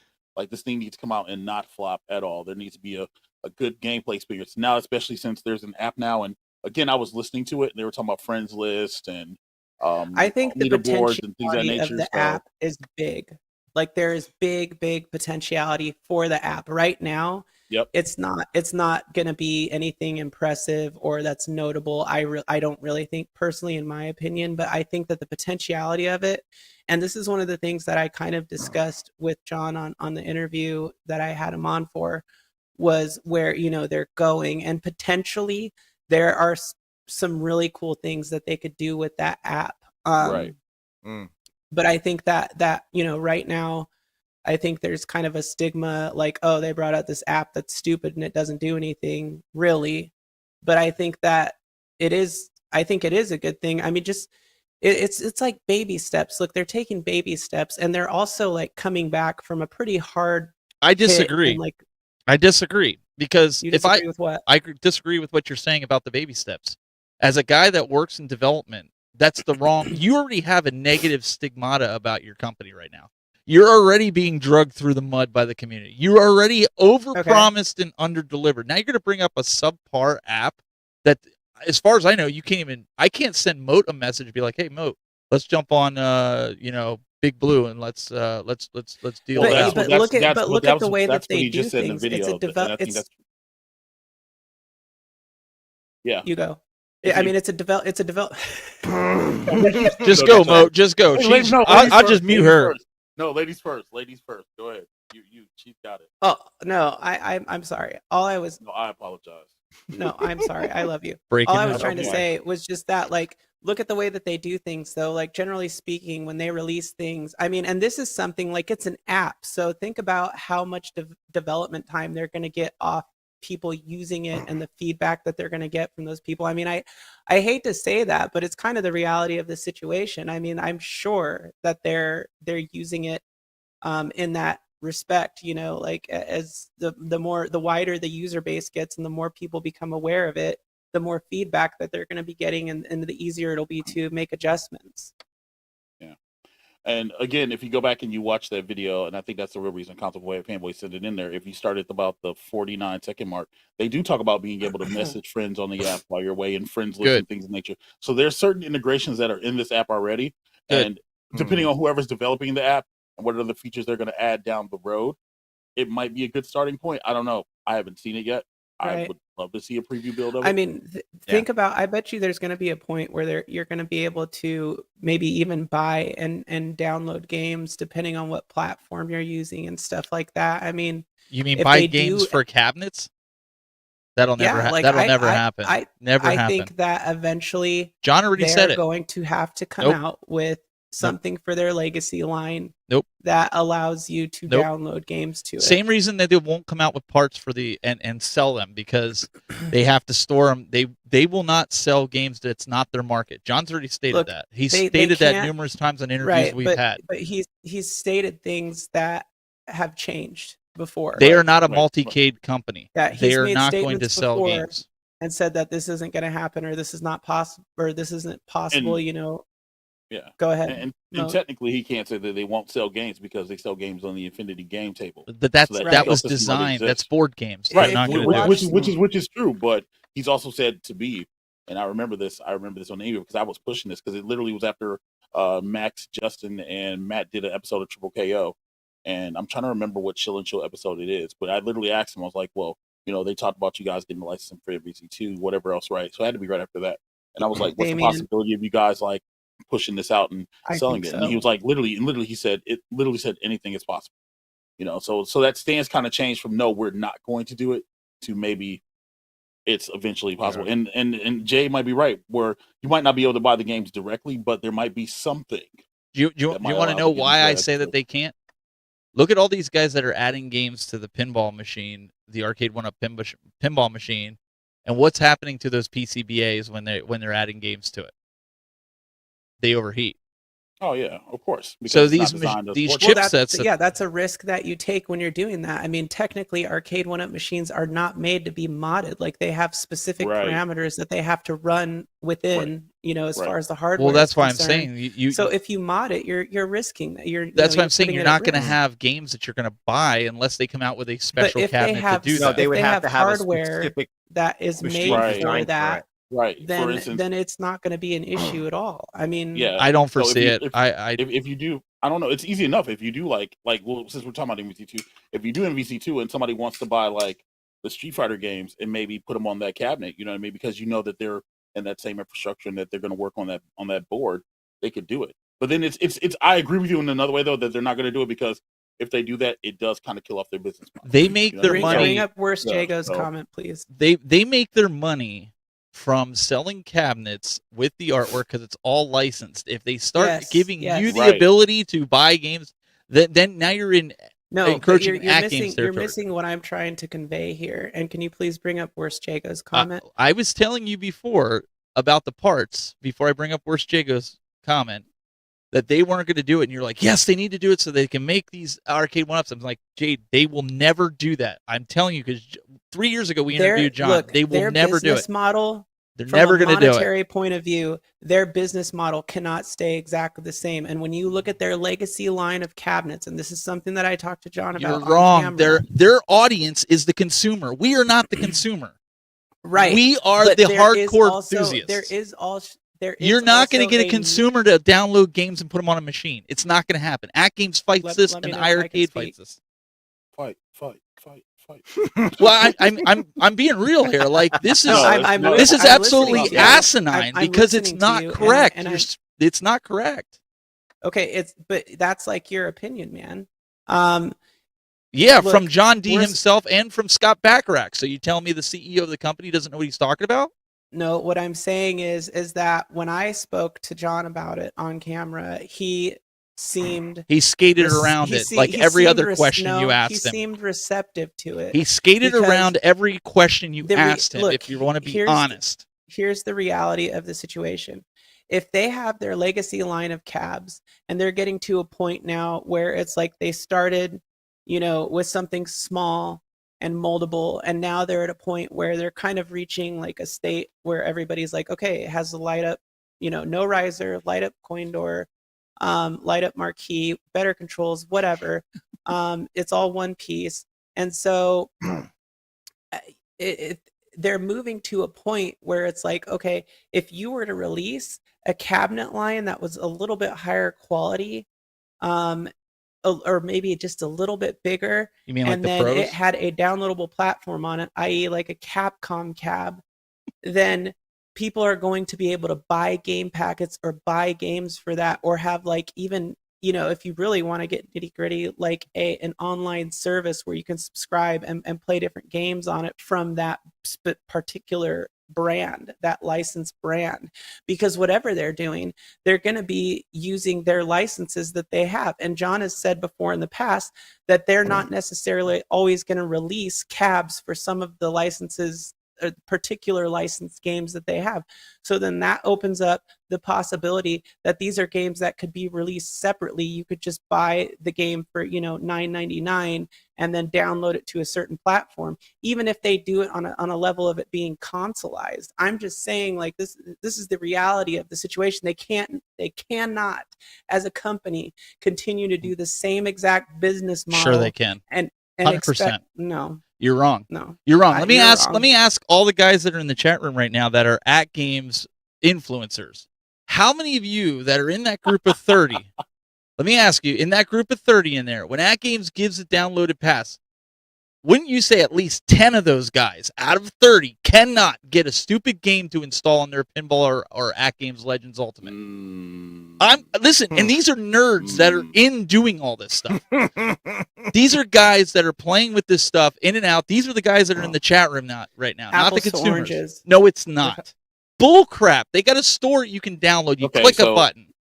Okay, so to all that, I say this. Remember back, what was it, 2019? Remember Arcade1up sold those little handheld, the Mega Man and the Pac-Man things the that had nothing to vaporware. do with arcade cabinets? Yeah, with the that you were able to easily mod for like $40. I think that was kind of like the experimental phase to see what they could get away with. Now fast forward to 2022, and we get to the Couchcade, the Pac-Man and the Atari, and those weren't able to be modded because those aren't cabinets as well. They're just little devices for you to be able to play, and they made them 150. They were $180, and they probably made 150 profit, because those things could have been more than $30 to sell, right? I mean, I think eventually they do get there. You know, I'm not saying that's going to be the major part of their business, but I think, realistically speaking, it's adapt or perish. So eventually they're going to have to adapt to this market and realize that, hey, the hardcore, the 1%, the us, is eventually, we're already running out of space and getting rid of these things. Eventually, you can't keep doing that. No, So, exactly. No. So that's I'll say 4 words to that. John D. ROMs and piracy. No, it's not. But that's, you're missing. You open the the point. board Look, up they can to still make specialized cabs, like driving. You cabs, open the board Star up to Wars, adding all games. these- It adds these other vulnerabilities so that cabs. people Oh, can agreed. hack.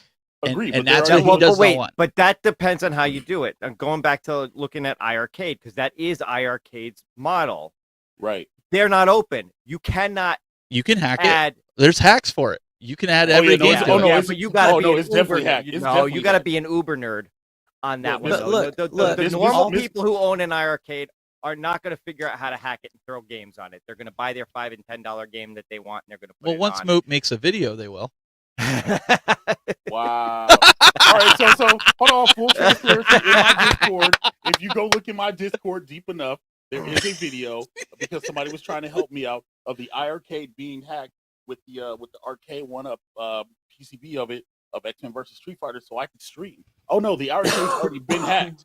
But again, what you just said is part of it. I can't make a video on that, because then it's, then it is what it's like. That rabbit hole's already been opened. But the thing is, there's always somebody's always trying to hack something. Doesn't matter if it's an arcade, matter if it's a video game console, doesn't matter if it's an iPhone or Exactly. They literally just hacked iPhones for emulation. Arcade1ups are already hacked to super Yeah, mod exactly. in that game. And they're still making their money. So they already know marginally they're going to take some losses from X title because of YZ. But everybody was going out to buy Simpsons to go soft mod it. They weren't buying them for $199 because they were $199. They were buying them so they could go ahead and mod them, put freaking TMNT, X-Men, and whatever else on it. I know, because I did it and I sold it to Nick. Hi, Nick.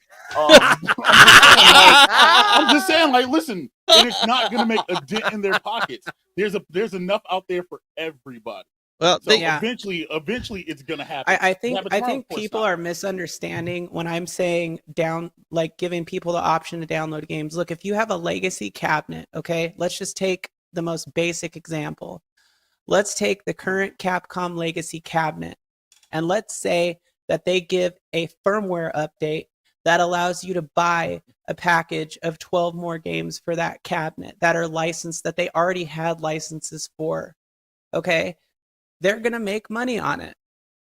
That's what I'm talking about. Like, even if they come out with a cab that is specifically for that, like we have a new Capcom Legacy cab, and we have 3 different packages of licensed games. These are the 6 games it comes with, and you can buy these additional 12 games in each package. What I'm saying is they already have the licenses. You know what the details are as far as like their licensing terms, I don't know, but what I do know is that they do have these licenses. They don't have to reobtain them unless they have like special terms on some of them, maybe like MVC2 or something like that. So that model is going to be more appealing to people who have been in the game longer and longer, or longer term than others. And even to those coming into it who don't want 10 Arcade1ups in their house, they just want one platform that maybe has a specific set of games that are available, or options. So that's where iArcade. That's where iArcade and At Games No, come because in. iArcade doesn't get crap for licenses. Okay, well then you got At Games.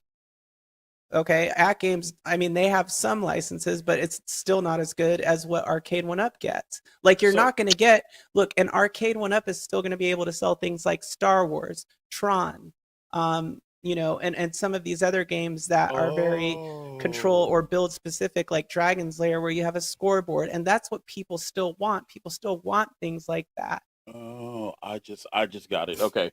All right, Steven. All right. So I think I just got what Steven's trying to say. And it just hit me like lightning, and I just thought about it. Right now, they cannot sell the games. And they cannot sell the games because they are classified as a toy company. They're not a software company. So therefore they'd have to go and like cross all that legal stuff, whatever else, as far as like that classification goes. Can they do it? Yeah, of course. Will they do it? And eventually they'd have to update the Pac-Man cabinet first. And then they need to update like the other. What I'm just saying. Well, if you think about it, there's a lot that they have to going do, with but, Jayde's logic. Okay, so you have a Star Wars yoke. Let's say there's another Star Wars game that can use the yoke. They can't even get Marvel versus Capcom. No, that's not. They can't even get saying. Marvel versus Capcom 2 working, and you want them to offer games that you can download to work with the controls specified on cabinets? No, what I'm saying is eventually. Do you think I'm talking about like tomorrow they're going to snap their fingers and do no? this? Because that ain't going to happen tomorrow. Their business model is going to have to go in that direction. I think that the phone app is a precursor to things like that will eventually come along. There is no way their business model is going to say exactly the same as it is now. And if you look at where they started with a little crappy shark fin cabs that were like cute little we like our shark fins. With these, they were like cute little Furby looking things with the most garbage controls, the most garbage emulation. Hatchimals. So I mean, come on. Yeah, come on. I'm just saying, let them be great. I'm just being realistic here to where their cabs have evolved to now having like 12 games on them, with the emulation being, you know, much better than it was when they first started out. And, you know, having like more serious developers, better control options, and all these other things that play into the evolution of their company. There is no way in like their business model that they're just going to stay and retain that exact model. With the app, they won't literally is the precursor. I don't believe they'll sell developing things and moving the way that their platforms work down the road. I don't think they could do the game thing, one, because the way they've explained it even in the past was that they are a consumer company. They want it as easy as possible for the consumer. Where I look at At Games is more prosumer. And their UI is just terrible. I mean, Arcade1up, you got to give it to them. Their UI is easy. It's stupidly easy. Anybody can use it. Even on the pinball. I think if, in fact, they offer games, they're going to open up themselves to a world, and I know UAG said it, hackers are going to hack, but they're going to open it up, and they're going to lose licensors because of it. And I know John is very protective not of if them. not if they have a platform that's like doing licensing checks and stuff like that. I mean, think about any online platform. But wouldn't you? Go ahead. Oh, I'm sorry. But that's the thing. Once somebody purchases a game or purchases something on that platform and it gets into the home space, they're no longer like liable to what happens. You know, so again, Right. so I mean, you could provide some kind of infrastructure where like you do 24-hour checks or something like that. I feel like we're talking about an Xbox now or something. But you know, I mean, where they can do 24-hour checks or these whatever. cabs are already But they've already there's got talented serial individuals in the numbers and all community that that are stuff that go along with the online portion of it anyways. right. But what I'm saying is like, yo, there's already talented individuals in the community who have already circumvented a lot of this stuff already. So, well, wouldn't you guys, especially you guys, wouldn't you rather just get a blank cabinet from a wooden cabinet? Jayde, I mean, you could probably score a $200 cabinet and put your own pie or whatever else in there. Like, why would you need Arcade1up to do it? I hate pies. Okay, I'm just using it as an example because they're probably the easiest to do, or just like a plug and play UI stick, wouldn't you?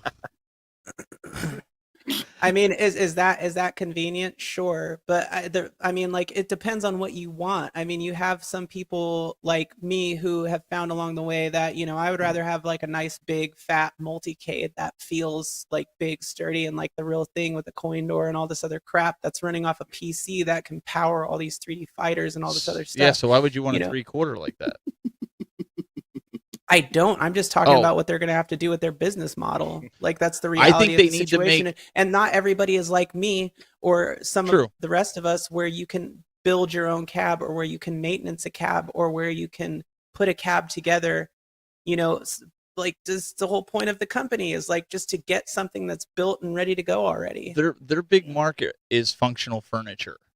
That's what they said years ago, and they've really held true to that, is functional furniture, and they've done that. And I think that's where we're going to see more and more of this stuff.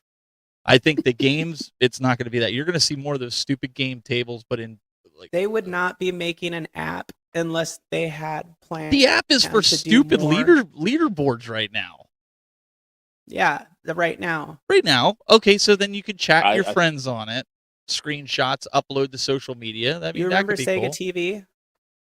Sega TV, yeah. What about it? You remember when SNES or Famicom had like the satellite games? You know, like Excite Bike Bun Bun. All these things were precursors to a bigger, more open platform. Read MG. You look at every single console, because these are consoleized arcade games. I'll bet they're emulated arcade games or ported arcade games, but they are the arcade game. And they're evolving. And they're gonna do what any company that's smart would do, and they're gonna evolve. And did you see what MG wrote? Look what he wrote. There's bigger margins on MDF. Yeah. Oh my gosh. But we don't know where if Arcade1up makes where they make their money at. We just don't. I mean, if it's the total package, I just don't see it. If they were going to do it, I think they would have done it by now. Because look, they're just barely getting their shit together. Oh, that's right, because they can't get things online yet. You're right. My bad. I take that back. I think there's bigger issues, and I'm curious myself about to see how the app goes. Only because how they're going to handle the account thing, how they're going to handle the account name thing. If you bought a Big Blue and then you bought Capcom Legacy, or if you bought NBC, think about if you can scan your cab, then what does that do? That links the cab to your account, to your name, et cetera, et cetera. Right, but yes. She gets on a roll, man. So what I'm saying is like the account thing for a lot of these cats who want to upgrade their cabinets, they had to restart their records, they had to reset because the names couldn't be transferred over because it was tied over. So I'm wondering as far as the account thing, is that going to be a fix? If maybe you do scan your barcode and link into that cabinet, you know, I'm like wondering if that's something that can get restored and that would be smart, wouldn't it? Yeah, it'd be nice if they could fix it and people can upgrade and actually be honored for their work. If you had an email that was attached to your account and then that was just attached to all of your stuff, which, you know, was part of like this whole app setup, online setup. That'd be great. And then I could have an avatar, you know what I mean, with like check-ins and maybe achievements or something. I swear somebody had a video about something like this.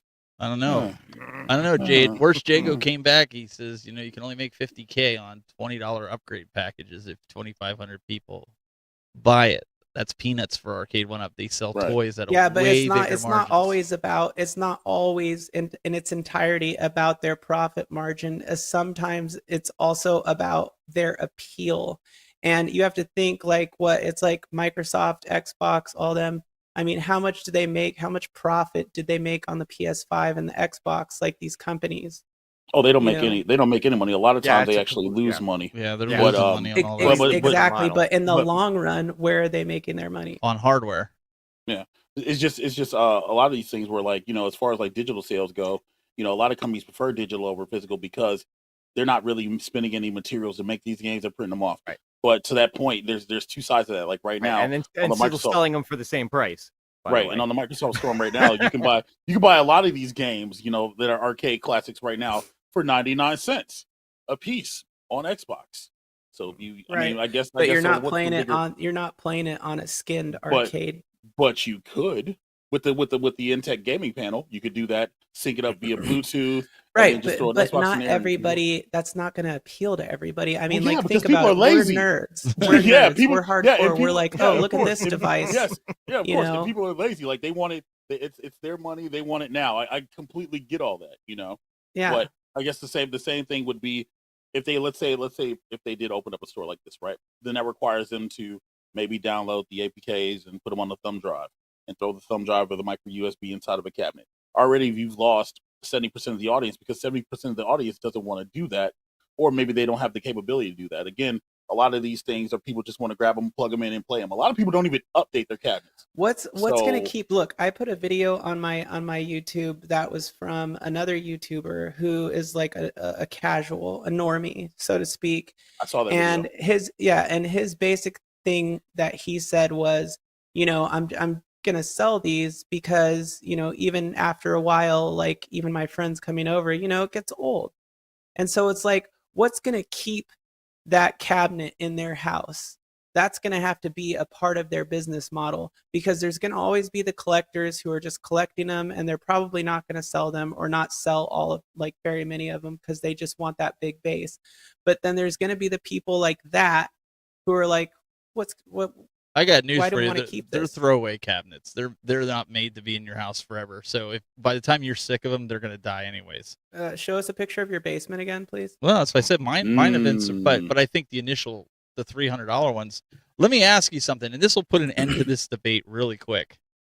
Okay, wasn't this the same company that you're saying needs to develop or should develop an app store with games for people to download to move their business forward? I'm going to take your approach here. Okay, do I got that right? Just so I have it correct. They've right? already developed. An Okay, they app. developed the app. Okay, this is the same company that Code Mystics had to go out and build lobbies for you guys in Killer Instinct because, one, they didn't have the developers, two, they didn't have the funds, and three, they didn't give a rip about what the consumers wanted. No, That's the three big things. I'm going to step in on that one real fast. That Killer Instinct was a debacle because some idiot thought it was a good idea to tell John D that we didn't need online spectate mode. Yeah, I'm going to jump on that because that was on the thing. So and why it was did on you the tell docket. John D you didn't need it? That was nice. That was I nice. gotcha. That was nice. That was nice. I like that. That was nice. Well, I'm gonna hold that one. The rest of the stream is brought to you by Lemonades from Girl Scout. I'm gonna hold that. Yeah. Watch out, Steven. Absolutely. Payback. I was waiting for him to say like UAG said it or something. So I was trying to beat him. No, to no. it. Listen. Those in the know who said it, and it's not my job to bury that person. Because Oh, you're what's the point? you're being completely serious about that. Yes, I'm being serious when I say. Oh, yeah. I thought Yeah, you I were was just being messing serious. around. No. I was being serious when I said that. But Okay. again, not my job to bury that person. Okay. But again, it's just one of those things where it's just, some things I think it goes over John's head and marketing, whatever else, right? That they don't think that they need. They didn't The think that company they is needed. not getting any Yeah. smaller. Right. It's just getting Their bigger. And the business thing model, is, yeah. yeah, and it's the thing that like some things they might not think is worth it, might actually be worth it for them in the long run. Blitz was a perfect example for them not to have a sports cabinet to put spectate mode on, because you think about the tournaments and just the gameplay and the things that people would want to do and watch that. that arcade experience. Kind of like That was a HDMI missed out. opportunity. Kind of like HDMI out Yeah, for people kind to of like stream it. HDMI out. No, they don't need put that. Well, they put HDMI out on the KI Pro, and that thing wouldn't even carry sound. So I mean, Well, baby who steps, does that? really, Who does that? baby steps. I'm just saying, I don't know. I mean, I think that there's the spotlight is much hotter on them now, and Well, that doesn't mean anything.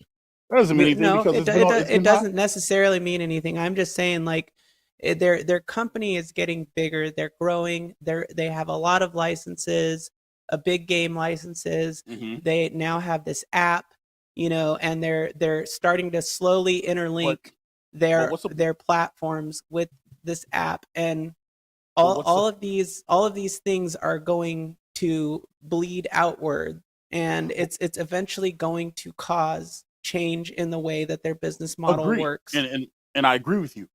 But how can you grow your business and continue to expand if your foundation has cracks in it? It's the same thing with the house. If your house has cracks in the foundations, eventually it is going to fail. So if you're not fixing the stuff at the base, how can you keep building upwards? You know what I mean? And that's the problem right now. They need to fix the base. Yeah, they're trying to patch leaks, basically, in the ship, so to speak.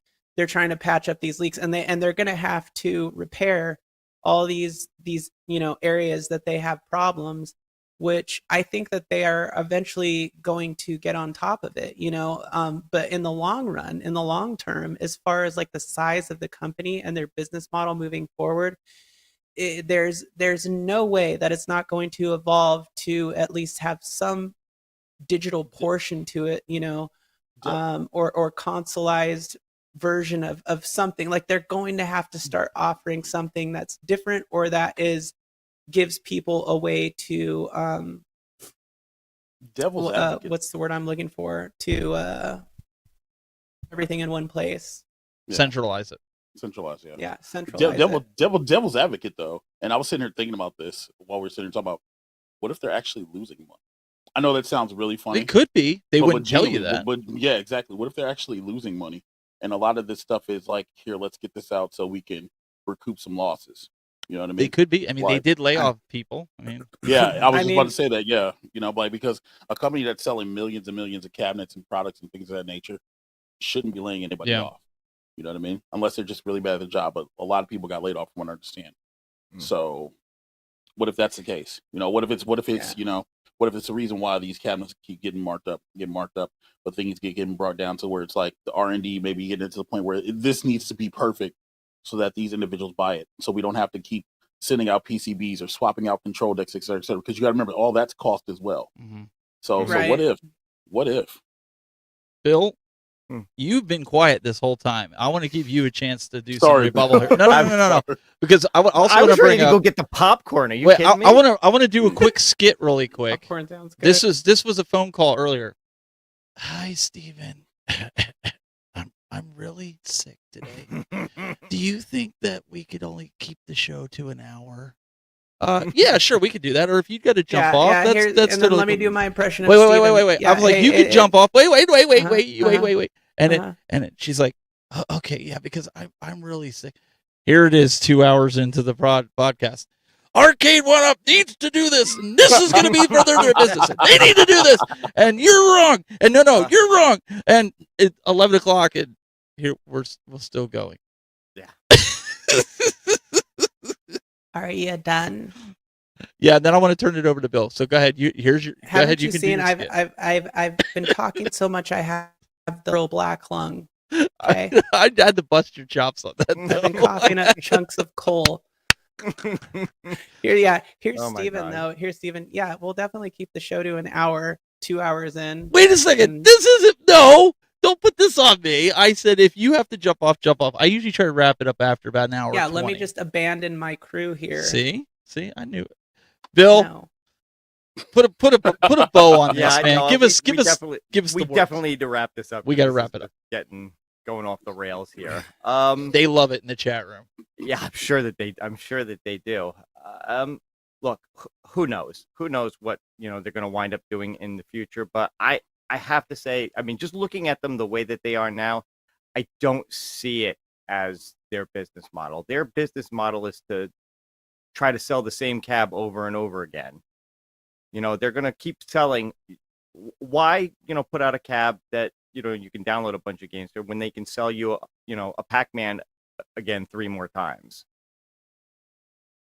I don't know. Are you being facetious or? No, I'm being totally serious. Oh, I'm actually okay. being totally serious about that. They keep putting out the same ones over and over again, and I get why they do it, but their model is very different from At Games or iArcade or Pixel Bash or any of these companies that make like a multicade. They're more in the business, I feel, of putting out cabs with a handful of games on it that hit that nostalgia mark and remind you of what you played in an arcade. I don't know that's something that they want to change. Maybe in the future. I don't think that they want to change it in that respect, though. I think I'm just saying that down the road, some things are going to change, and the app is like a precursor to that. And I think that would be the smart thing to do from a business point of view, in my opinion. I think we're making a lot of assumptions about an app that nobody's really seen yet. Well, I mean, nonetheless, it's still an app, and it's, in my opinion, it is a precursor to change in the way that their entire system works. Just like iArcade and At Games, we saw how that changed. But you know what? Let me say this: I could be completely wrong, and in a decade from now, when their business model is what it is, I will gladly step up and say, I'm an idiot. I was wrong. The NyQuil was talking. A decade later. And go ahead.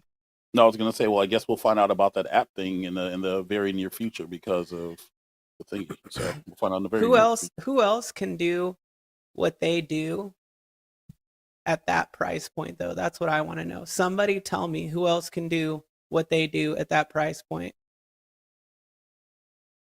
Nobody's debating that. No. Oh, sorry. I was reading a question in the chat. Oh, I'm sitting here. I'm like, I'm not debating. Like, yeah. Oh my God. Well, we got to wrap this up anyway, so I'm going to say it from a famous broadcaster, and that's the way it is. A little bit of Walter Cronkite for you guys. Where's Jago? Hold on. Bring it. He's got a good comment. You're killing me. He said he'd be more inclined. I just want to let you guys know, put this on. Yeah. This is Jayde keeping this going after she just lambasted me. You know what? You've held me hostage for this long. No.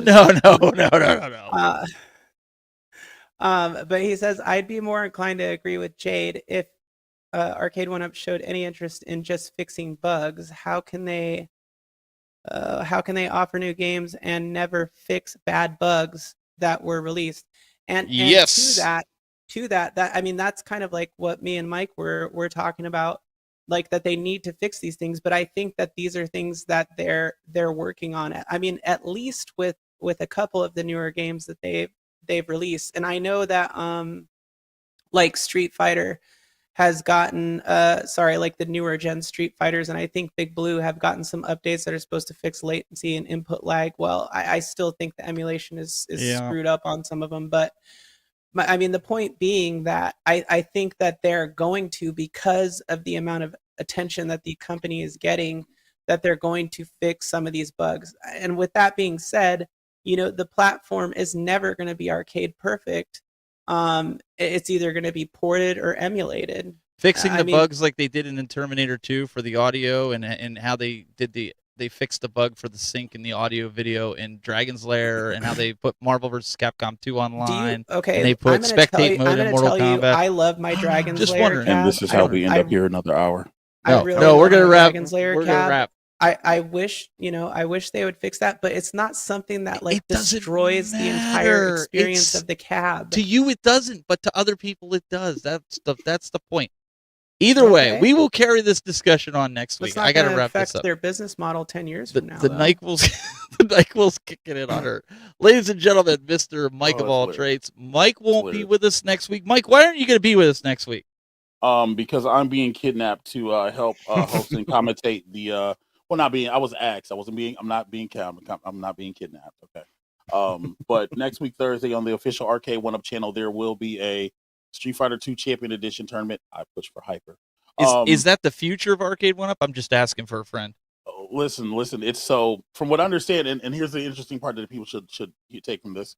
To participate in this tournament, you have to sign up on the challenge website that's linked, and you have to have the app downloaded, which means the app is coming out in the next day or two or next couple days. So when don't quote me on that. I'm just telling you what the parameters are. Also, there's prizes that are going to be there as well. So Quoted. for anybody who's missed out, and hey, if you never heard me on one of my tournaments, or you've heard me call commentary back in the day on Put Your Words in Glass, whatever it's like, you want that old school feeling, come hang out. Myself, UAG, and John D will be there as well. So yeah, come out there. It'll be fun. Well, you had me until you said that. No, I'm just kidding. Oh well, all right then. Well then, never mind then. You know what I mean? But yeah. So there's that, and then just regular stuff that I got going on tomorrow night. Killer Instinct will get used and whatever else. So yeah. So I'm sorry in advance, but it's all good. That's where I'll be. Best place for that stuff in the space, by the way, Mike. Listen, thank you. So I try not to promote it in this space because I'm trying to keep it separate, let it grow organically. But it's I guess too late. Yeah. I mean, if people want to come over there and hang out, by all means, come out because we do random stuff. Especially on Monday nights now. We just did karaoke, and this Monday is Gartic Phone. So yeah, like we just have fun over there. If you like games, you like having fun, go to the Mo Plays channel. That's where you can see all the enthusiasm and my laughing and smiling and stuff. So yeah. But it was fun. Jay kept us here another hour, but it was fun. Yeah, Jade. Yeah, I mean Mitchell saying the app is just for easy purchasing and info. Stop reading the chat. We're signing off. Stop reading the chat. Oh, what a waste of an app. Ladies and gentlemen, Jayde Shelion at Shelion Gaming. Is that what my name is tonight? Yeah, that's what you always have your name. So I thought I put like Mega Bitch or something. You did, but I don't put that's not you. That's not you though. You're Shelion. Anyways, do you got any videos coming out this week? I know you said you postponed your thing till April because I know you got a lot going on right now. What do you got? I don't have any videos coming out. I will be working on my Z-Back this weekend. Your Z-Pack? Yeah, you're gonna need that. My Naomi Z-Back, my beautiful Naomi Z-Back. And probably my HS5 a little bit, but yeah. Awesome. Bill, what do you got? A headache, mostly. You and me both. Oh, that's worse. I just want to put no YouTubers have been harmed in this episode. Physically, no. Emotionally, maybe. I'm gonna be finishing up getting the game room ready. I got a couple of things that I'm working on. I know we talked about that little Ambernick player. I've got mine. I'm going to be doing a video on that and a few other things. So, there'll be some stuff coming from me. Awesome. So make sure you check him out at Bill's Retro Gaming Show. And, guys, this Saturday we will be streaming live the game night. If you guys want to come out and watch how YouTubers don't play their Arcade1ups, we'll show you that we don't play the Arcade1ups, and we don't play video games. We just talk about them. But yeah, if you guys, we had a bunch of guys last week that had a lot of fun that were hanging out. They hung out for the whole 4.5 hours. There was a bunch of guys in there. Adam, if you got nothing to do and you just want to hang out with us and feel like you've been here, I'm working on getting 2 other cameras in the other console room set up for Saturday. So we should have a total of, I'm thinking, 8 to 10 cameras. Oh, that's awesome. So yeah, and I pull it up like you just saw it. I'm going to try to put them all on the screen like that so you guys can see it, and we'll kind of switch around. But I have a feeling it's going to be hostile because there's a new pinball leader, and it's not me. So I have to get in there and fight and scrap now. So I also have an unboxing that's going to be dropping tomorrow if I can get it edited, which I should be able to do, of a gaming headset. So if you're in the market for a new gaming headset, check this out. But guys, we really appreciate it. We will see you next week. Even though there's a tournament going on, we will be here next week. And support them. We'll have some fun, and we'll check in with these guys from now and then next week and see what's going on. Wait a minute. Wait. What? Go ahead, Jay. First of all, you know the show can never end unless I Ugh. interrupt you and say, "Wait a minute," I because was actually this is what I waiting for do. it. Well then let me But interrupt you but so you can interrupt him. Wait a okay, minute. yeah, All and right, then we'll so chain it back to Steven. yeah, of course, you know, tag team. Listen, yo, for my video game people out there, and you guys might care. Hey, the Chainsaw demo is out on Steam, Xbox, PS5, PS4 for Resident Evil 4. You should play it because it came out today, and I downloaded it, and it's freaking great. And I got to interrupt Jade. It's all good. So yeah, that. Thank you. It was a pleasant interruption. Okay, and then I just want to say, like, all of this talk, I feel like this is very important. I have no idea. I'm just like saying what I think they that.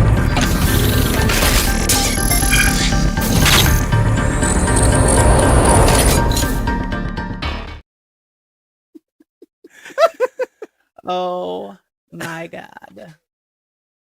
I'm sorry. Were you saying Wait, something? are we still live right now? Yeah, you're still live. Oh, okay. No, Anyway, Do you we're really done. think I would We're take you done. off in the middle of that? yes. I'm just talking about what I think that Arcade1up should. I'm waiting for you to just screw me over again. Do with their business model, you know, and where it could potentially go. Like, I have no idea, you guys.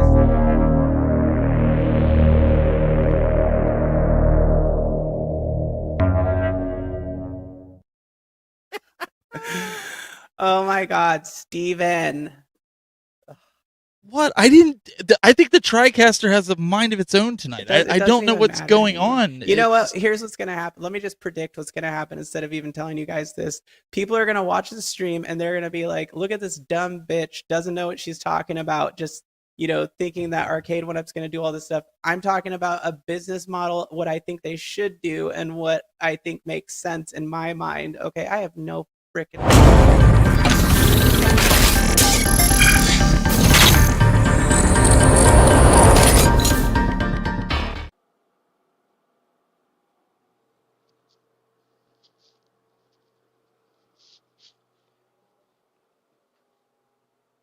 You're still here?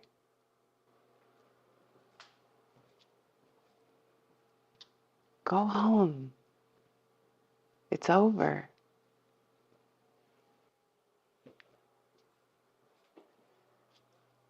Go.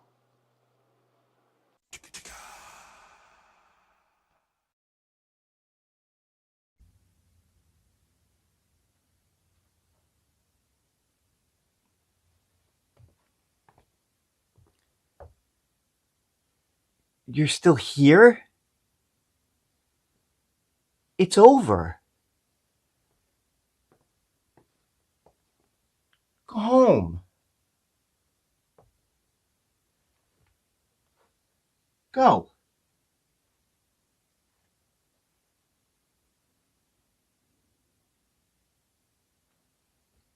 Chicka-chicka.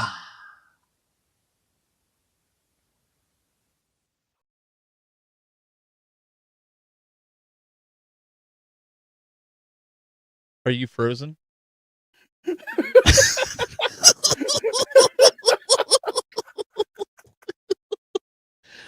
Dun, da, da.